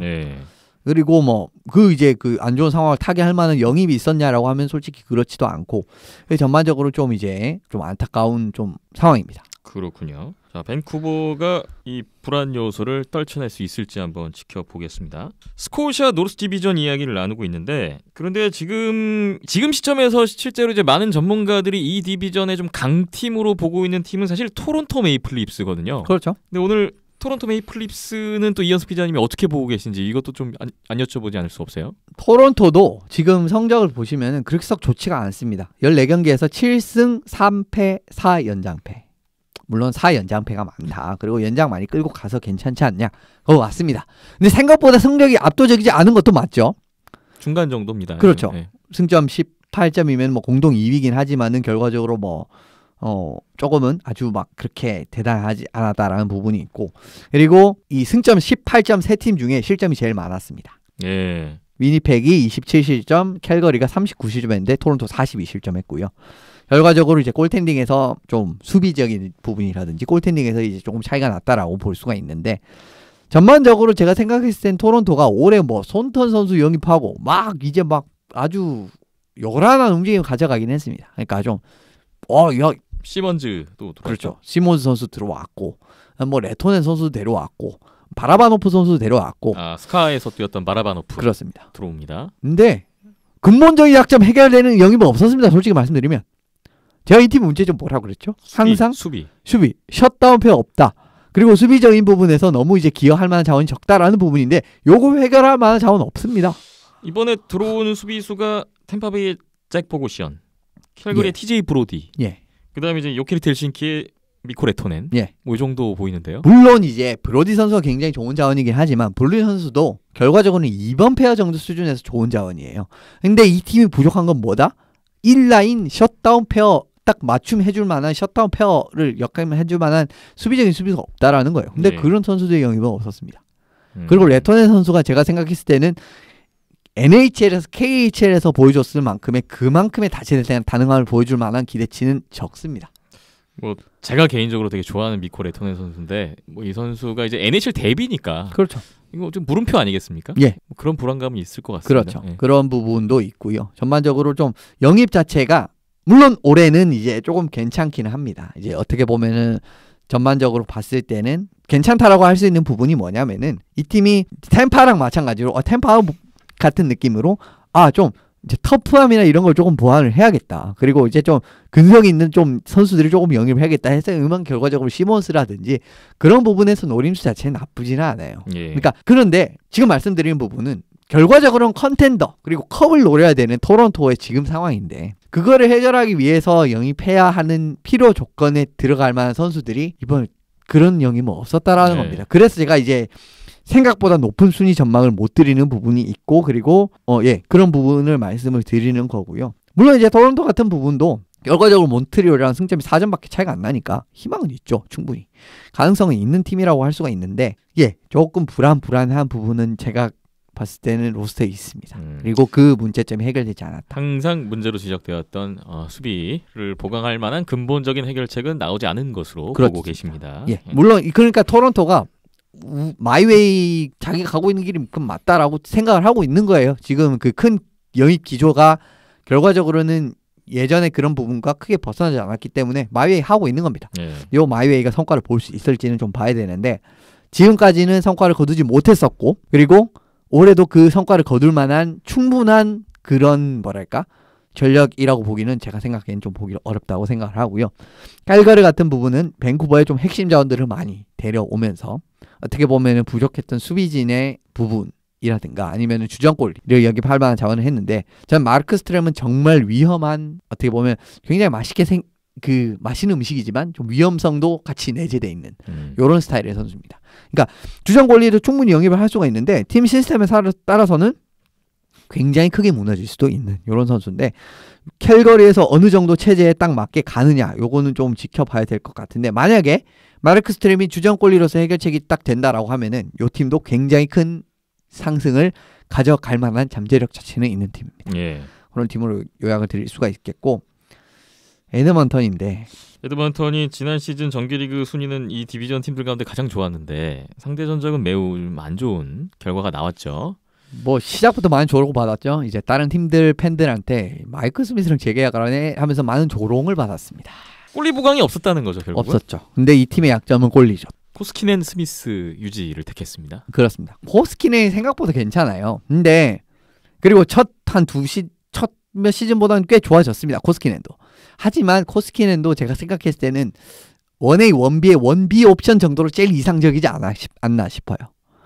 근데 이거 유지를 택했고 스미스 유지한 건 저는 잘 이해가 안 됩니다. 그리고 올해 괜찮은 골리들이 많았음에도 불구하고 스미스를 유지했다는 부분 잘 이해가 안 되고 전반적으로 전력도 이게 어떻게 보면 괜찮아 보이고 어떻게 보면 참 나빠 보이고 이런 느낌 좀 요상한 팀입니다. 에드먼턴이. 올해도 좀 그런 느낌인데 그래도 이 팀도 결국 저 맥데이비드랑 드라이자이트 스플릿 성공했고 1, 2라인에. 그 다음에 2라인도 괜찮고 올해 플레이르비 선수가 다시 복귀를 하고 3라인 센터로서 터리스 들어오고 조금은 생각을 한 영입 같은 부분이 약간 노림수가 좀 있어요. 그래서 그 노림수들이 터지는 여부에 따라서 약간은 변수가 많이 생길 수도 있는 이런 팀이지만 상대 전적이 16경기 제일 많은 경기를 했는데 승점 16점. 이거 승점 6점 차이가 나죠. 이런 부분. 그리고 실점이 많아도 좀 많다. 평균 실점 3.38로 1위입니다. 이런 부분에서 결과적으로 좀 약점이 극복이 안 되는 부분이 나오지 않을까라는 부분에서 생각보다 상위권 피니시를 못할 가능성도 저는 있다라고 봅니다. 그렇군요. 또 지금 클래프봄 선수가 부상으로 이번 시즌 못 나온다고 하죠? 그런 또 악재도 있고 그런 악재까지도 있기 때문에 클래프봄 선수가 참 이제 수비진에서 참 중요한 역할을 하는 선수거든요.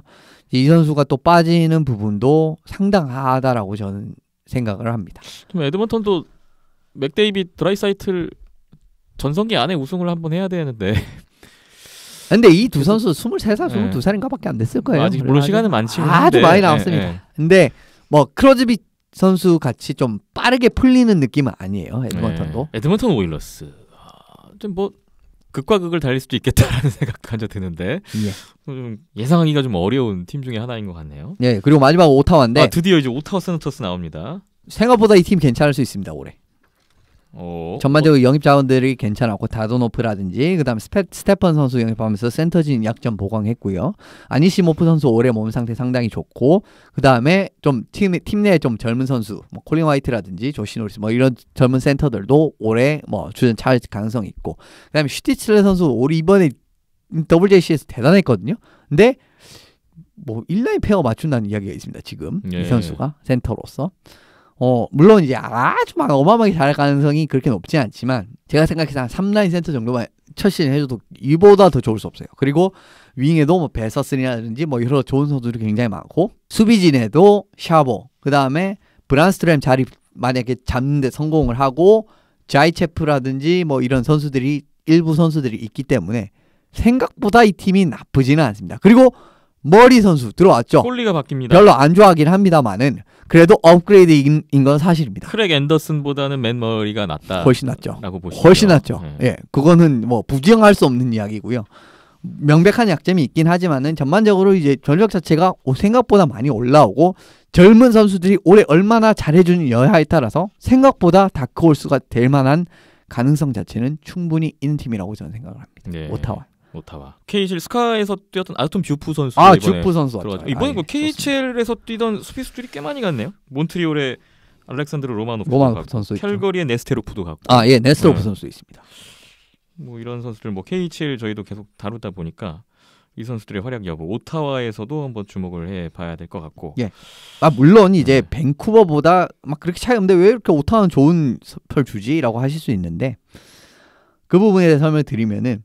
앞서 말씀드린 밴쿠버는 좀 불안 요소가 여러 가지가 있고 그 부분이 해결될 만한 여지보다는 조금 더 터질 여지가 많다라고 보면은 오타와는 성적 자체가 올 시즌 뭐 그렇게 좋지 않았습니다. 4승 7패 3연장패면 뭐 좋지는 않죠 당연히. 그런데 보강이 꽤 많았으며 그리고 그 보강이 생각보다 괜찮은 보강도 많았다라는 부분. 그리고 앞으로 젊은 선수들이 의 숫자가 많고 이때까지 좀 모아둔 게 많거든요. 그리고 그 모아둔 선수들이 올해 순차적으로 괜찮은 모습 보여줄 가능성이 높다라는 걸 생각을 하면은 그렇기 때문에 조금 더 좋은 이제 그 전망을 드리는 겁니다. 다 이유가 있어요. 지난 시즌보다는 나을 것이다. 그렇습니다. 이렇게 보고 계십니다.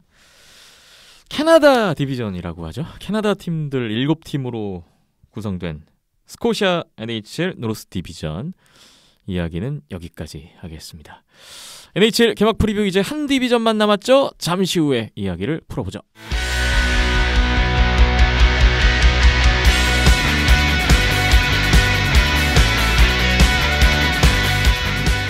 네, 비하인드는 255회 이번 주에 개막하는 NHL 2020-2021 시즌 개막 프리뷰를 함께하고 계십니다. 마지막 한 디비전 풀어보겠습니다. 디스커버 NHL 센트럴 디비전이 되겠고요. 이 디비전에는 지난 시즌 우승팀 템파베이 라이트닝, 캐롤라이나 허리케인스, 댈러스 스타즈, 우승 준우승팀이 다 들어있군요. 여기에 콜럼버스 블루제키츠, 플로리다 팬서스, 내슈빌 프레데터스, 시카고 블랙호크스, 디트로이트 레드윙스까지 8팀이 속해있는 디비전입니다. 디스커버 센트럴 디비전이 되겠는데 여기 역시 지난 시즌 순위와는 다르게 이게 맞대결 성적만으로 한번 뽑아보셨고요. 어떤 점이 눈에 확 들어오셨나요? 뭔가 디비전 팀들 딱 들어보시니까 뭔가 일관성도 없고 그렇죠. 그렇기 때문에 이 팀도 굉장히 대전 경기 수가 적습니다. 평균 소화 경기 수가 16.1경기예요. 굉장히 적죠. 예. 그런 부분이 있고 그리고 댈러스 13경기, 콜럼버스 14경기 이렇게 진짜 별로 경기 안 한 팀들이 있습니다. 그런 부분이 있기 때문에 근데 많이 한 팀들은 캐롤라이나는 18경기 했거든요. 그래도 요 디비전 내 상대팀이랑 플로리다도 18경기를 했었고 이런 부분이 있고요. 디비전의 양상이 전력이 아주 극명한 약점이 있는 팀 한 팀 그리고 불완전한 팀 한 팀 요거 제외하면은 거의 우열을 가리기가 어려운 수준이었습니다. 네. 그러니까 다른 디비전과 비교해봤을 때 좀 변동폭이 큰 디비전으로 보이고요. 아 진짜 도토리 키재기예요 여기는. 한 팀을 제외하면 별 차이가 없는데 한 팀 거의 뒤쪽에 언급될 팀이 될 텐데 일단 순위 어떻게 나왔습니까? 승점 22점 공동 1위 공동 22점이지만 승점 획득률에 따라서 콜럼버스가 1위입니다. 네. 원래는 지난 시즌 정규리그 순위는 4번째였는데 다음에 플로리다가 승점 22점으로 플로리다도 2위고요. 5번째였는데 지금 이 상위권으로 올라와 있고요. 템파베이가 21점으로 3위. 예. 그리고 캐롤라이나가 21점으로 4위. 네. 내슈빌이 19점으로 5위. 그다음에 시카고가 17점으로 6위고 댈러스가 16점으로 7위. 디트로이트가 8점으로 최하위입니다. 앞서 말씀드린 밴쿠버 밑에 깔린 팀이 디트로이트예요. 디트로이트가 이제 그만큼 좀 어둡죠. 팀으로 많이 어두워. 분류가 되는 거고 지금 보면 캐롤라이나와 댈러스가 큰 폭으로 순위가 떨어졌어요. 그렇습니다. 네. 여기도 좀 꽤나 좀 흥미로운 결과가 나왔는데 일단은 지금 가장 순위가 높게 나온 콜럼버스 블루제키츠부터 보겠습니다. 아주 좋습니다. 지금 이 디비전 내에서 정말 성적이 너무 좋고 정규승 9승으로 2위 그리고 승점 22점으로 공동 1위고 승점 획득률 전체 1위 78.6%입니다. 승점 획득률이. 네. 어마어마하고 평균 실점 2.36으로 전체 2위네요. 이 정도로 압도적이었다. 라고 말씀을 드릴 수가 있습니다. 댈러스보다도 캐롤라이나보다도 더 좋게 나온 기록입니다. 예, 상대 전적은 막 그렇게 아주 썩 좋지는 않았는데 어쨌든 전반적으로 괜찮은 성적을 보여줬다라고 말씀을 드릴 수가 있을 것 같고요. 예. 특유의 좀 수비적인 운영, 이 재미를 많이 보면서 성적 자체가 굉장히 좋았습니다. 이런 부분이 있고 1패를 제외한 모든 정규패가 1패밖에 없어요. 예. 그래서 결과적으로는 9승 5패인데 연장패 4번입니다. 네. 그렇기 때문에 보스턴이라든지 앞서 말씀드린 강팀들과 마찬가지로 지는 게임도 연장을 끌고 가서 졌다. 승점을 가져갔다. 그리고 연장 가져간 팀은 템파베이, 내슈빌, 그다음에 시카고 2번. 시카고 2번은 연장패 슈트아웃패 이렇게 2번 졌어요. 그래도 다 연장을 가서 졌다. 승점 가져갔다. 요건 진짜 의미가 있는 겁니다. 예. 그런 부분이 있고 지금 디비전 상대로 수비적인 컬러인 자신들의 팀, 앞서 말씀드린 아일랜더스는 자신들의 컬러를 못 보여줬죠. 같은 디비전 상대로. 근데 이 팀은 보여줬습니다. 평균 실점 2.36밖에 안 돼요. 그 정도로 대단했다라는 부분이 있기 때문에 올해 콜럼버스도 제가 생각했을 때는 괜찮은 시즌을 보낼 가능성이 높다라고 말씀드릴 수 있을 것 같습니다. 네, 콜럼버스 블루제키츠. 물론 지금 들려오는 소식으로 의하면 구스타브 뉴키스트 선수가 장기 결장. 예. 그런 좀 안타까운 소식은 있고요. 하지만 굉장히 그 기대가 되는 상대 전적이면 분명하고 상위권 충분히 가능하다. 예. 이렇게 전망을 주셨습니다. 로스터도 좀 정돈이 됐고 올해 같은 경우는 좀 뭐 필요 없는 선수, 좀 전력이 조금 빠지는 선수들은 제외를 했고 전반적으로 이제 뭐 토토레라 감독이 많이 이제 활용을 했던 선수들이 남아 있는 데다가 이 선수들의 작전 수행 능력도 좋다라는 부분은 뭐 매년 매 시즌 잘 보여주고 있기 때문에 예, 생각보다 좀 좋은 시즌을 치를 가능성이 있다라고 생각을 합니다. 근데 지금 말씀드리지만은 지금 상위 5팀이 별 차이가 없어요. 승점 22, 22, 21, 21, 19 거의 차이 없죠. 예. 시카고 봐도 17점이고 예, 별 차이가 없다라는 부분은 좀 인지를 해야 되는데 어쨌든 뭐 지표 자체는 그렇게 나쁘지 않다라고 말씀드리고 싶습니다. 예. 콜럼버스 블루제키츠 먼저 살펴봤고요. 콜럼버스 블루제키츠와 거의 뭐 동급으로 지금 순위가 나온 플로리다 팬서스 한번 볼까요? 예, 플로리다 같은 경우는 정규승 1위 10승을 했고요. 그 다음에 승점 공동 1위에 득점 54득점으로 1위. 그리고 평균 득점이 2위입니다. 예. 득점이 2위네요. 득점이 54득점으로 2위. 득점 1위는 캐롤라이나 55점입니다. 그래서 3득점. 경기당 3골을 넣었다라는 거고요. 이게 이제 2위가 되고 평균 실점이 근데 좀 안 좋습니다. 2.83으로 7위입니다. 이런 그 부분이 득점도 좀 많고 느낍니다. 실점도 많고 많이 이런 넣고 거군요. 많이 먹힌다. 네. 사실 이거는 플로리다의 컬러입니다. 작년에 뭐 자주 나왔던 컬러고요. 이 팀은 진짜 많이 넣고 많이 먹히고 많이 넣는 팀의 컬러를 가지고 있는 팀은 그만큼 이제 힘이 있다. 공격에서 힘이 있다라는 부분인데 좀 근데 작년을 봤을 때는 콜럼버스의 유일한 정규패를 안긴 상대가 이제 플로리다입니다. 네. 1패 상대가 플로리다였어요. 이런 부분이 있고 템파를 제외를 하면은 상대 전적에서 크게 밀리는 팀이 없습니다. 템파베이한테 1승 3패를 했는데 캐롤라이나 2승 2패, 시카고 1승 1패, 콜럼버스 1승 2패 대 1연장패 있죠. 그리고 댈러스한테 1승, 디트로이트 3승, 내슈빌한테 2승. 그러니까 막 전적에서 크게 밀리는 팀이 없다라는 부분이 있고요. 네. 템파 제외하면요. 이제 그런 부분이 있는데 조금 불안한 부분은 이 친구들의 색깔은 공격입니다. 그래서 수비가 제일 뛰어난 댈러스 상대로도 작년에 7골을 넣은 경기가 있어요. 네. 근데 댈러스가 지금 이 디비전에서 평균 실점이 1위거든요. 2.15 실점밖에 안 했습니다. 근데 이 팀 상대로 7골을 넣었단 말이에요. 예. 그런 정도로 이제 힘은 있는데 주포 자원이 올해 좀 빠졌습니다. 마이크 호프만 빠졌죠. 그 다음에 다도노프 선수 오타와 이적했죠. 이런 부분에 대한 공백이 벤베리? 되게 많은 페른크 선수들을 비스트? 영입했더라고요. 예. 플로리다가. 예, 페른크 비스트? 벤베리?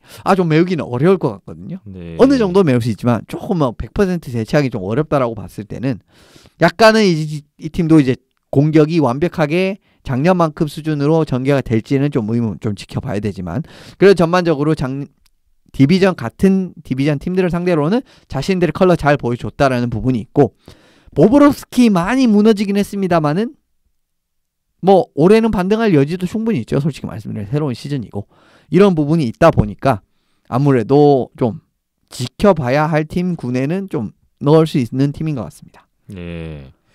보브롭스키 선수가 또 회복을 어느 정도 해주느냐 키가 될 것으로 예상이 됩니다. 보브롭스키만 회복이 된다면은 이 팀은 충분히 디비전 상위권으로 진짜 마칠 저력 자체도 있는 팀이라고 저는 생각을 해요. 예. 콜럼버스, 플로리다 이렇게 두 팀을 먼저 봤고 다음은 댈러스 스타스를 봐야 되는데 약간 그 앞서 밴쿠버 보는 느낌이에요.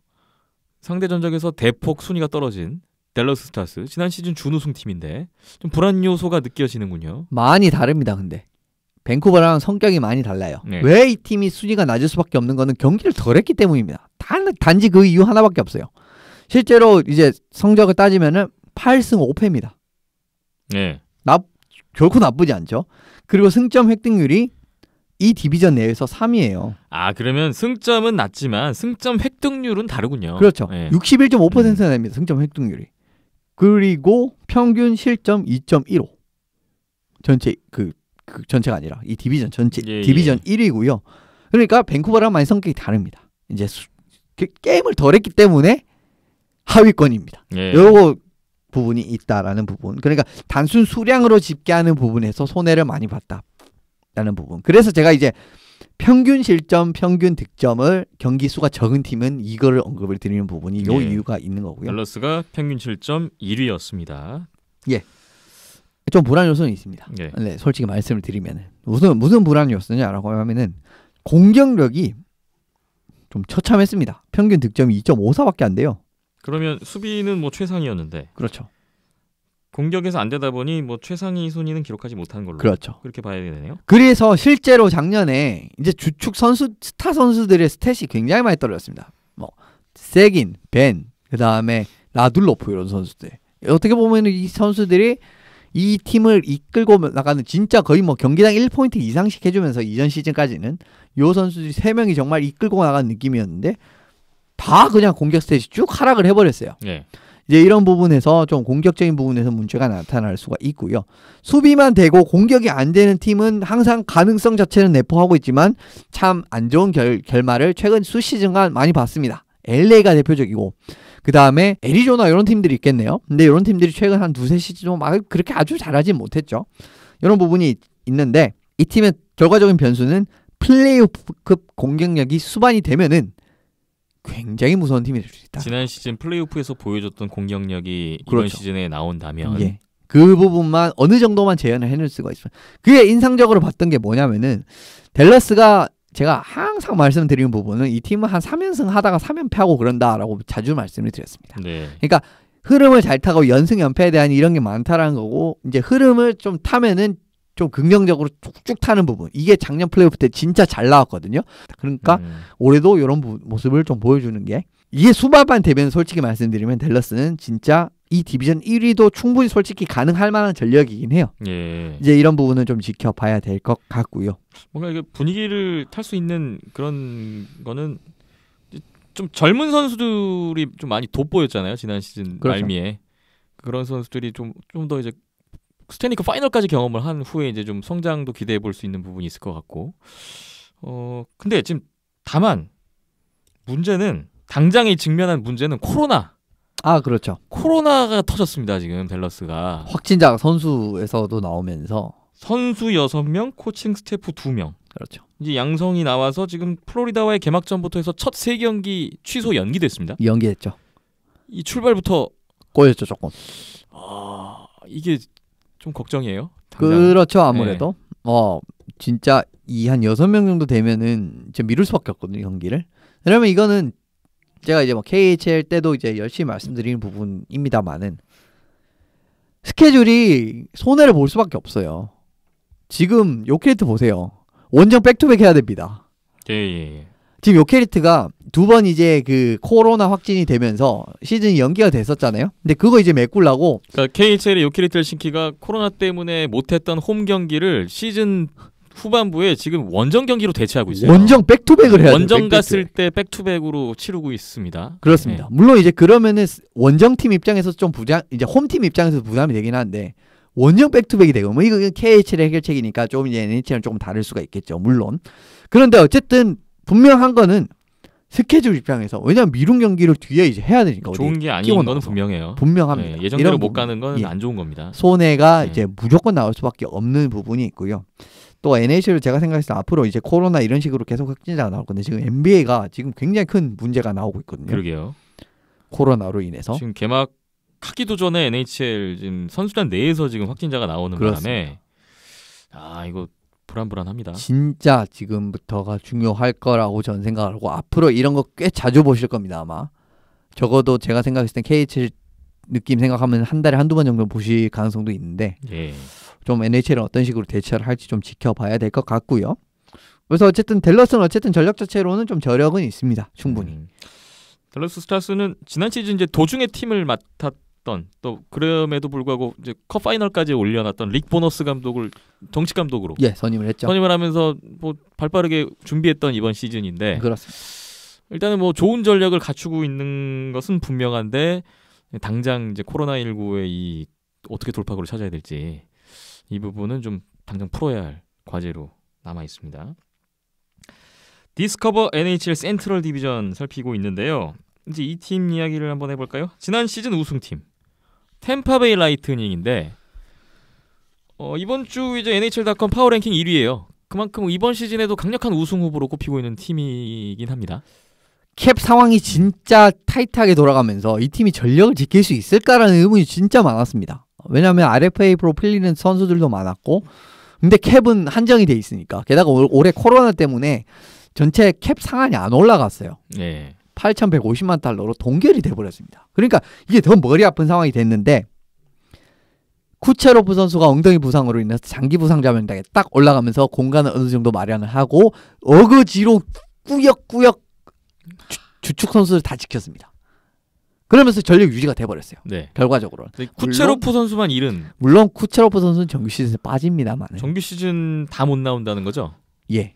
저거 최소 정규 시즌 이게 아웃 뭐 없죠. 엄청난 손실은 아닐 수가 손실이 아닐 수 없는데. 엄청난 손실이죠. 분명히 못 나온다는 대단한 손실이긴 하지만 누가 돌아옵니까? 스탠코스 돌아옵니다. 아 이제 건강한 스탬코스가 돌아오게 됩니다. 네. 그러니까 뭐 당장 뭐 못 돌아올 가능성은 뭐 분명히 뭐 있을 수는 있지만 제가 생각에 돌아올 것 같아요. 시즌 맞춰서 나올 것 같거든요. 그러니까 근데 템파는 이전에도 보여줬죠. 스탬코스 없이도 잘할 수 있는 거. 쿠체로프 없이도 충분히 잘할 수는 있습니다. 물론 이제 세부적인 부분에서 전술의 움직임이라든지 이런 부분에서는 좀 많이 달라질 수가 있는데 왜냐하면 쿠체로프 스탬코스 1대1 대응 딱 해가지고 대체할 수 있는 자원 아니거든요. 대체가 되는 자원 아니거든요. 예. 그래서 전술적으로 세부적으로 조금 이제 바꿔야 될 부분이 있는데 주축이 일단 빠졌는데도 잘할 수 있는 거는 템파베이가 이미 작년에도 보여줬어요. 그렇기 때문에 쿠체로프 선수의 공백을 메울 수 있다라고 저는 생각을 하고 예. 주축 자원이 다 남았다라는 부분 요게 진짜 크죠. 이런 부분이 있다라는 부분. 그리고 타일러 존슨 선수가 뭐 웨이버 공시 되면서 뭐 택시 스쿼드 이런 데 좀 들어갈 가능성이 있을 것 같아 보이는데 제가 생각했을 때는 뭐 있어도 그만 없어도 그만입니다. 뭐 있으면 좋고 없어도 뭐 없는 대로 굴러가는 지금 템파의 전반적인 이제 깊이 자원들이 아직까지는 가능성을 보여주고 있기 때문에 괜찮고 물론 수비진에서 작년 뭐 베테랑에서 좋은 역할을 해줬던 좀 드문드문 좋은 역할을 해줬던 델조토라든지 그다음에 그 보고션 이런 선수들이 빠지긴 했는데 요 선수는 셔튼커크도 셔튼커크 선수도 빠졌죠. 예. 델조토 선수가 셔튼커크 선수죠. 그러니까 요 두 선수가 빠지긴 했는데 요 두 선수는 어디까지나 보조 역할로 잘했던 선수들입니다. 지금 템파 내에서는요. 예. 그랬기 때문에 괜찮습니다. 제가 생각했을 때 뭐 루타라든지 올해 뭐 결과적으로는 또 괜찮은 자원들 다 지켜서 체르나크도 지켰고 그런 부분을 봤을 때는 템파도 여전히 좋은 모습 많이 보여줄 수 있다라고 저는 생각을 하고요. 예. 승점 21점이면 별 차이도 없고 1등이랑 승점 획득률 65%면은 2위거든요. 지금 디비전 내에. 그다음 평균 실점 득점 3회 평균 실점 2.63이면 전반적인 지표 자체도 결코 나쁘지가 않습니다. 그런 부분을 감안을 해보시면 템파를 어떻게 보면은 뭐 강팀 어떻게 보면 반열에 없는 거는 당연해 보이고요. 댈러스한테 두 번의 연장패를 거두면서 댈러스전 이제 루징 그 다음에 캐롤라이나전 1승 2패로 루징을 하긴 했는데 또 말씀을 더 드릴 수 있는 건 댈러스전 결과적으로 연장패 2번이었고 캐롤라이나전도 연장패가 한번 끼어있다는 부분. 그래서 강력하다라는 겁니다. 네. 템파는. 우승 후에 바로 다음 시즌이고요. 뭐 그러다 보니까 셀러리 캡에 여유가 없다는 그런 상황 속에서도 그래도 중요한 선수들은 지켰고 선방했다라고 생각이 되고요. 그렇기 때문에 이번 시즌에도 뭐 가장 손꼽히는 우승 후보로 거론이 되고 있습니다. 그러니까 뭐 좋은 전망을 드릴 수 있는 부분이 많다라는 거예요. 뭐 전력 자체 작년에 거의 뭐 상위권 전력 제대로 지켰는데 디비전 내 성적도 나쁘지 않아. 이러면 사실 긍정적인 전망밖에 드릴 게 없지 않습니까? 예. 그렇게 됩니다. 템파베이 라이트닝 올 시즌에도 주목을 해봐야 될 것 같습니다. 그리고 어떤 팀 볼까요? 캐롤라이나 헤리케인스가 좀 많이 떨어졌는데 예. 캐롤라이나는 어떻게 보세요? 뭐 나쁘진 않아요. 이 팀도. 왜냐하면은 18경기 중에 10승 하면서 플로리다랑 정규승은 똑같이 했거든요. 10승. 이제 이런 부분이 있고 확실히 득점적인 부분은 1위를 했습니다. 이제 플로리다보다 한 골을 더 넣고 플로리다랑 18경기 똑같이 했거든요. 예, 한 골 더 넣었기 때문에 1위가 돼버린 거죠. 이 팀 같은 경우에는 전반적으로 코어 선수들의 어떻게 보면 좀 성장이 앞으로도 기대가 되는 아호, 스페치니코프, 그다음에 테레베이넨을 비롯한 여러 선수들, 젊은 선수들. 이 선수들이 뭐 주축인데 이 선수들이 거의 뭐 20대 초반입니다. 예예. 탑 6가 올해 더 강력해질 여지가 있는 팀이다라는 부분. 그리고 수비적인 부분에서 수비수들이 작년에 부상으로 너무 많이 이탈을 했어요.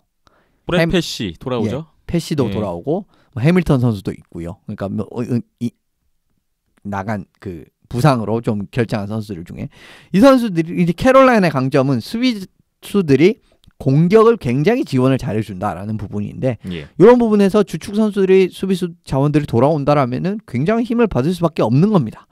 그렇기 때문에 캐롤라이나도 전반적인 자원 자체는 괜찮다. 그리고 성적도 나쁘지 않다. 다만 여기도 골텐딩이 문제인데 이 근본적인 해결책은 가져오지 않았다. 라는 점에서 불안 요소가 여전하기 때문에 조금 앞서 말씀드린 팀들보다는 티어가 조금 낮은 부분은 사실인 것 같습니다. 꼴리면 무라제크, 라이머 2명 그대로 갑니다. 그렇죠. 여기도 이제 꼴리 보강이 없었다는 겁니다. 좋지도 않고 나쁘지도 않은 조금 애매한. 그러니까 이 팀도 이제 장기적으로 플레이오프에서 성공을 노려야 되는 팀인데 그러기에는 이 두 선수는 좀 부족하죠. 네. 뭐 그래도 어쨌거나 지금 뭐 템파베이 댈러스와 함께 캐롤라이나가 가장 이 디비전에서는 플레이오프 그렇죠. 진출 가능성이 높은 팀으로 맞습니다. 뭐 많은 분들은 꼽고 계시더라고요. 캐롤라이나 허리케인스의 상황은 일단 그렇군요. 이제 좀 하위권으로 좀 분류가 돼 있는 세 팀을 좀 봐야 되는데 한 말씀씩 해주실까요? 내슈빌 같은 경우에는 올해 뭐 아주 나쁘지는 않을 것 같아요. 이 팀도 마찬가지로. 사로스가 이번 시즌부터는 진짜 풀타임 주전이 되고 린네 선수가 뭐 백업으로 들어가겠죠. 이게 사실은 일반적인 상황이라고 저는 생각이 되고 승점도 19점이면은 뭐 앞선 말씀드린 상위권 팀들이랑 큰 차이는 안 납니다. 그렇기 때문에 이 팀도 플레이오프권에 충분히 발을 걸칠 수 있는 팀이다라는 부분이 있는데 전반적으로 득실점 같은 득점 같은 부분은 좋은 자원을 굉장히 많이 보유하고 있음에도 불구하고 41득점밖에 못하면서 평균 득점이 2.41밖에 안 됩니다. 지금 이 디비전 내에서 디트로이트 빼고 생각하면은 바로 이거든요. 그 정도로 이제 득점 부분에서 좋은 자원이 이렇게 많은데도 왜 이렇게 안 풀리는 거지? 라는 부분에 대한 어떻게 보면 좀 의문을 가질 수 있고 그래도 트레이드 자체는 뭐 루크 커닌이라든지 이런 트레이드는 상당히 좋았습니다. 커닌 선수 이거 뭐 거의 뭐 뺏어온 거 아니야? 라고 생각할 정도로 굉장히 좋은 트레이드라고 저는 생각을 하고요. 하인스 감독이 공격 체제를 생각보다 잘 잡는 감독이긴 한데 아직 내슈빌에서는 그런 모습이 나오지 않았다라는 부분이 좀 부정적이지만 그래도 좀 보여준 게 있기 때문에 하인즈 체제만 오래 잘 잡아서 공격력만 사실 올라가게 되면은 수비적인 부분은 평균 실점 2.53이면은 굉장히 좋은 편입니다. 그런 부분 감안하면 공격력만 좀 하인즈 감독이 체제가 잘 잡혀요. 왜냐하면 툴은 다 있어요. 이 팀도. 조앤슨, 그 다음에 듀쉐인, 폴스베리, 아르비드손, 그 다음에 뭐 윙어들도 정말 다재다능한 윙어들이 참 많습니다. 그란루드 잔류했죠. 그리고 에른 크로크 같이 에른 크로크가 조금 이해하기 편하시려면은 KC를 보시는 분들은 마그누스 페르비 선수 업그레이드 버전이라고 보시면 됩니다. 뭐 다 다재다능하고 근데 그 이제 그 육각형 이게 조금 더 큰 거죠. 이제 에른 크로크 선수가 전체적인 능력이 그렇습니다. 그런 게다가 뭐 커닌 선수 들어오고 전반적으로 올해 톨반 선수 잘 잡을지는 모르겠는데 그건 좀 지켜봐야 될 것 같고 아무튼 트레닌 선수도 있죠. 이제 야코프 트레닌 스카에서 뛰었던 선수도 있고 전반적으로 뭐 자원 자체는 괜찮기 때문에 공격만 한번 딱 고삐가 딱 잡히면은 이 팀도 확 이제 좋아질 가능성이 있는 팀이라고 분류를 드릴 수가 있을 것 같습니다. 시카고 블랙호크스는 어떻게 보고 계세요?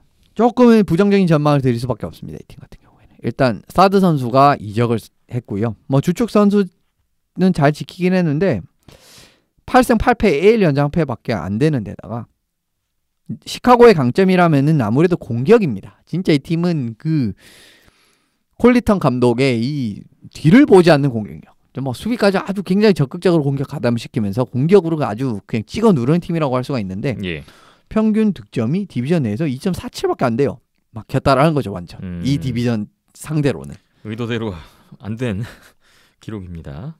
그래도 조금 다행인 거는 실점까지 그대로면 이건 답이 없잖아요. 공격이 안 되는데. 그래도 실점은 2.53밖에 안 됩니다. 의외로. 그러니까 이 디비전 상대로 수비가 됐다라는 거예요. 작년에는. 그렇기 때문에 오랜만에 콜리턴 감독 오늘 보니까 2년 재계약인가 했다라는 것 같은데. 콜리턴 감독이 올해 좀 뭔가 좀 또 조금 더 공격해서 고삐를 이 팀들 상대로도 보여줄 수 있다면은 시카고도 뭔가 좀 바른 디밀일 수 있을 상황은 만들 수는 있을 것 같습니다. 다만 테이브스 선수가 부상으로 인해서 시즌 초반은 결장이 확정이 돼버렸습니다. 예. 지금 없는 자원인데 참 센터진에서까지 이렇게 공백이 나오면 참 이 부담이 커지는 거거든요. 그래서 이런 부분은 사실 올해 사실 시카고를 마냥 긍정적인 전망만 좀 드릴 수가 없는 이런 요인이라고 할 수가 있겠네요. 네. 코리 크로포드 선수도 팀을 떠난 그렇죠. 상황이 됐고 시카고의 전망도 밝지가 않습니다. 그런데 시카고보다 지금 더 어둡게 보이는 팀이 디트로이트 레드윙스인데요. 디트로이트로 이제 마무리를 해야 될 것 같습니다. 왜 표정이 왜 그러세요? 뭘 말씀드려야 될지 몰라가지고 이 팀은 진짜 독보적인 최악의 팀이었습니다. 지금 조사를 하면서. 예. 그래도 밴쿠버 같은 경우에는 나쁘긴 했지만은 여기도 근데 뭐 밴쿠버도 지표 자체는 뭐 좋은 게 없긴 한데 그래도 이 팀은 뭔가 좀 자리 잡은 게 있잖아요. 밴쿠버는 지금 뭐 일라인 페테르손이라든지 뭐 그 다음에 밀러 같은 선수도 첫 해는 굉장히 좋았고 베서 호벨 뭐 이런 뭐 전반적으로 주축 자원들이 잘 있고 뭐 휴즈라든지 뭐 전반 자원이 있는데 디트로이트는 별로 그런 것도 없습니다. 솔직히 말씀드리면 그리고 성적이 4승 12패입니다. 16경기 중에. 뭐 정규리그 순위만큼 안 좋습니다. 정말 좋지가 않죠. 진짜 승점 8점밖에 획득을 못했고요. 평균 득점 2.25, 평균 실점 3.81입니다. 뭐부터 말씀드려야 할지 모르겠는데 진짜 이건 그냥 올해도 좀 미래를 봐야 되지 않나. 네. 그래도 사실 아이저먼 단장이 지금 부임을 한 이후로 움직임 자체가 괜찮아졌어요. 디트로이트가. 지금 이번에 계약한 선수들이 꽤 많아요. 이번에 어떻게 영입한 선수들이 꽤 많거든요. 나메스티니코프라든지 그다음에 수비진의 스털 선수도 있고 생각보다 많은 자원들 데려오고 그리고 스태처 선수도 이제 뭐 밴쿠버에서 데려오고 계약하고 메릴도 있고 그 메릴도 있고 그 꼴리 그라이스 그렇죠. 그라이스 선수 데려오고 근데 이게 지금 큰 그림 그리고 있습니다. 아이저먼 단장이 1, 2년 내로 캡 다 달아버리고 그냥 세 판 짜겠다. 그거밖에 안 보이거든요. 그렇게 보고 계시는군요. 예. 그런데 그라이스 선수도 솔직히 말씀드리면 수비 체제 아일랜더스의 수비 체제에 영향을 많이 받은 꼴이기 때문에 디트로이트에서 아일랜더스 정도의 그 숫자를 남길 수가 없어요. 예. 이런 부분에서 좀 불안 요소가 있고 전반적으로 솔직히 말씀드리면 디트로이트가 많은 자원을 데려오긴 했습니다만은 이 예전부터 이 부족했던 이 뭐랄까 그 전력을 메울 만한 자원도 아니고 1라인의 파워도 부족하고 득점 라인 파워도 부족하고 3라인 깊이 자원도 부족하고 4라인도 부족한데 이거 솔직히 아주 시원하게 해결할 만한 자원을 영입하지는 않았습니다. 조금 상황을 완화시킨 정도밖에 안 됐어요. 예. 그렇기 때문에 저는 아이저먼 단장의 한 2년 뒤로 봐야 되지 않나. 아직은 좀 더 기다려야 된다. 매년 이해야 말씀 드리는 것 같은데 옛 영광을 재현하기 위해서는 아직 시간이 더 필요하다. 아우, 옛 영광을 재현하려면 진짜 한 5년 정도는 있어야죠. 디트로이트 레드윙스까지 디스커버 NHL 센트럴 디비전 이렇게 마무리를 해야 될 것 같습니다. 총 4개 디비전 이제 디비전이 바뀐 것에 좀 중점을 두고 포인트는 거기였어요. 그러니까 물론 지난 시즌이 올 시즌 그대로 이어진다는 보장은 없고 그 진리도 없고 그렇죠. 네. 그리고 상대성이 그대로 이어질 수도 있고 아닐 수도 있는데 어쨌든 이번 시즌의 가장 큰 변수이자 변화는 그 디비전 개편이기 때문에 그러니까 이런 디비전 개편이 있기 때문에 이런 부분도 한번 생각을 해볼 필요가 있다라는 그렇습니다. 느낌으로 받아들여 주셨으면 좋겠습니다. 시즌은 시작될 거고 뚜껑은 열립니다. 많은 분들이 기다리셨던 만큼 좀 재미있는 NHL 새 시즌이 됐으면 좋겠고요. 저희 비하인드넷도 오늘 이후로 계속해서 NHL 시즌을 팔로우하면서 NHL 이야기 많이 다룰 수 있는 시간을 만들어 보겠다는 것을 말씀드리면서 오늘은 마무리를 해야겠습니다. NHL 이야기로만 꾸몄던 255회 여기까지 하겠습니다. 저희 비하인드넷은 팟빵과 아이튠스, 네이버 오디오 클립, 비하인드 더 넷으로 있고요. 유튜브에 온도스포츠, 네이버 TV 온도스포츠 채널 열려 있습니다. 페이스북과 인스타그램에도 온도스포츠라고 검색하시면 들어오실 수가 있겠고 많은 의견과 댓글 통해서 말씀 주시면 귀담아 듣고 저희 프로그램 제작에 반영하도록 하겠습니다. 바쁜 또 시즌이 될 것 같습니다. 여러분 부디 건강 잘 지키시면서 시즌 만끽하시길 바라겠습니다. 지금까지 박금찬 PD와 이현섭 기자, 저는 김태범이었고요. 256회로 돌아오겠습니다. 오늘도 끝까지 함께해 주신 여러분 고맙습니다.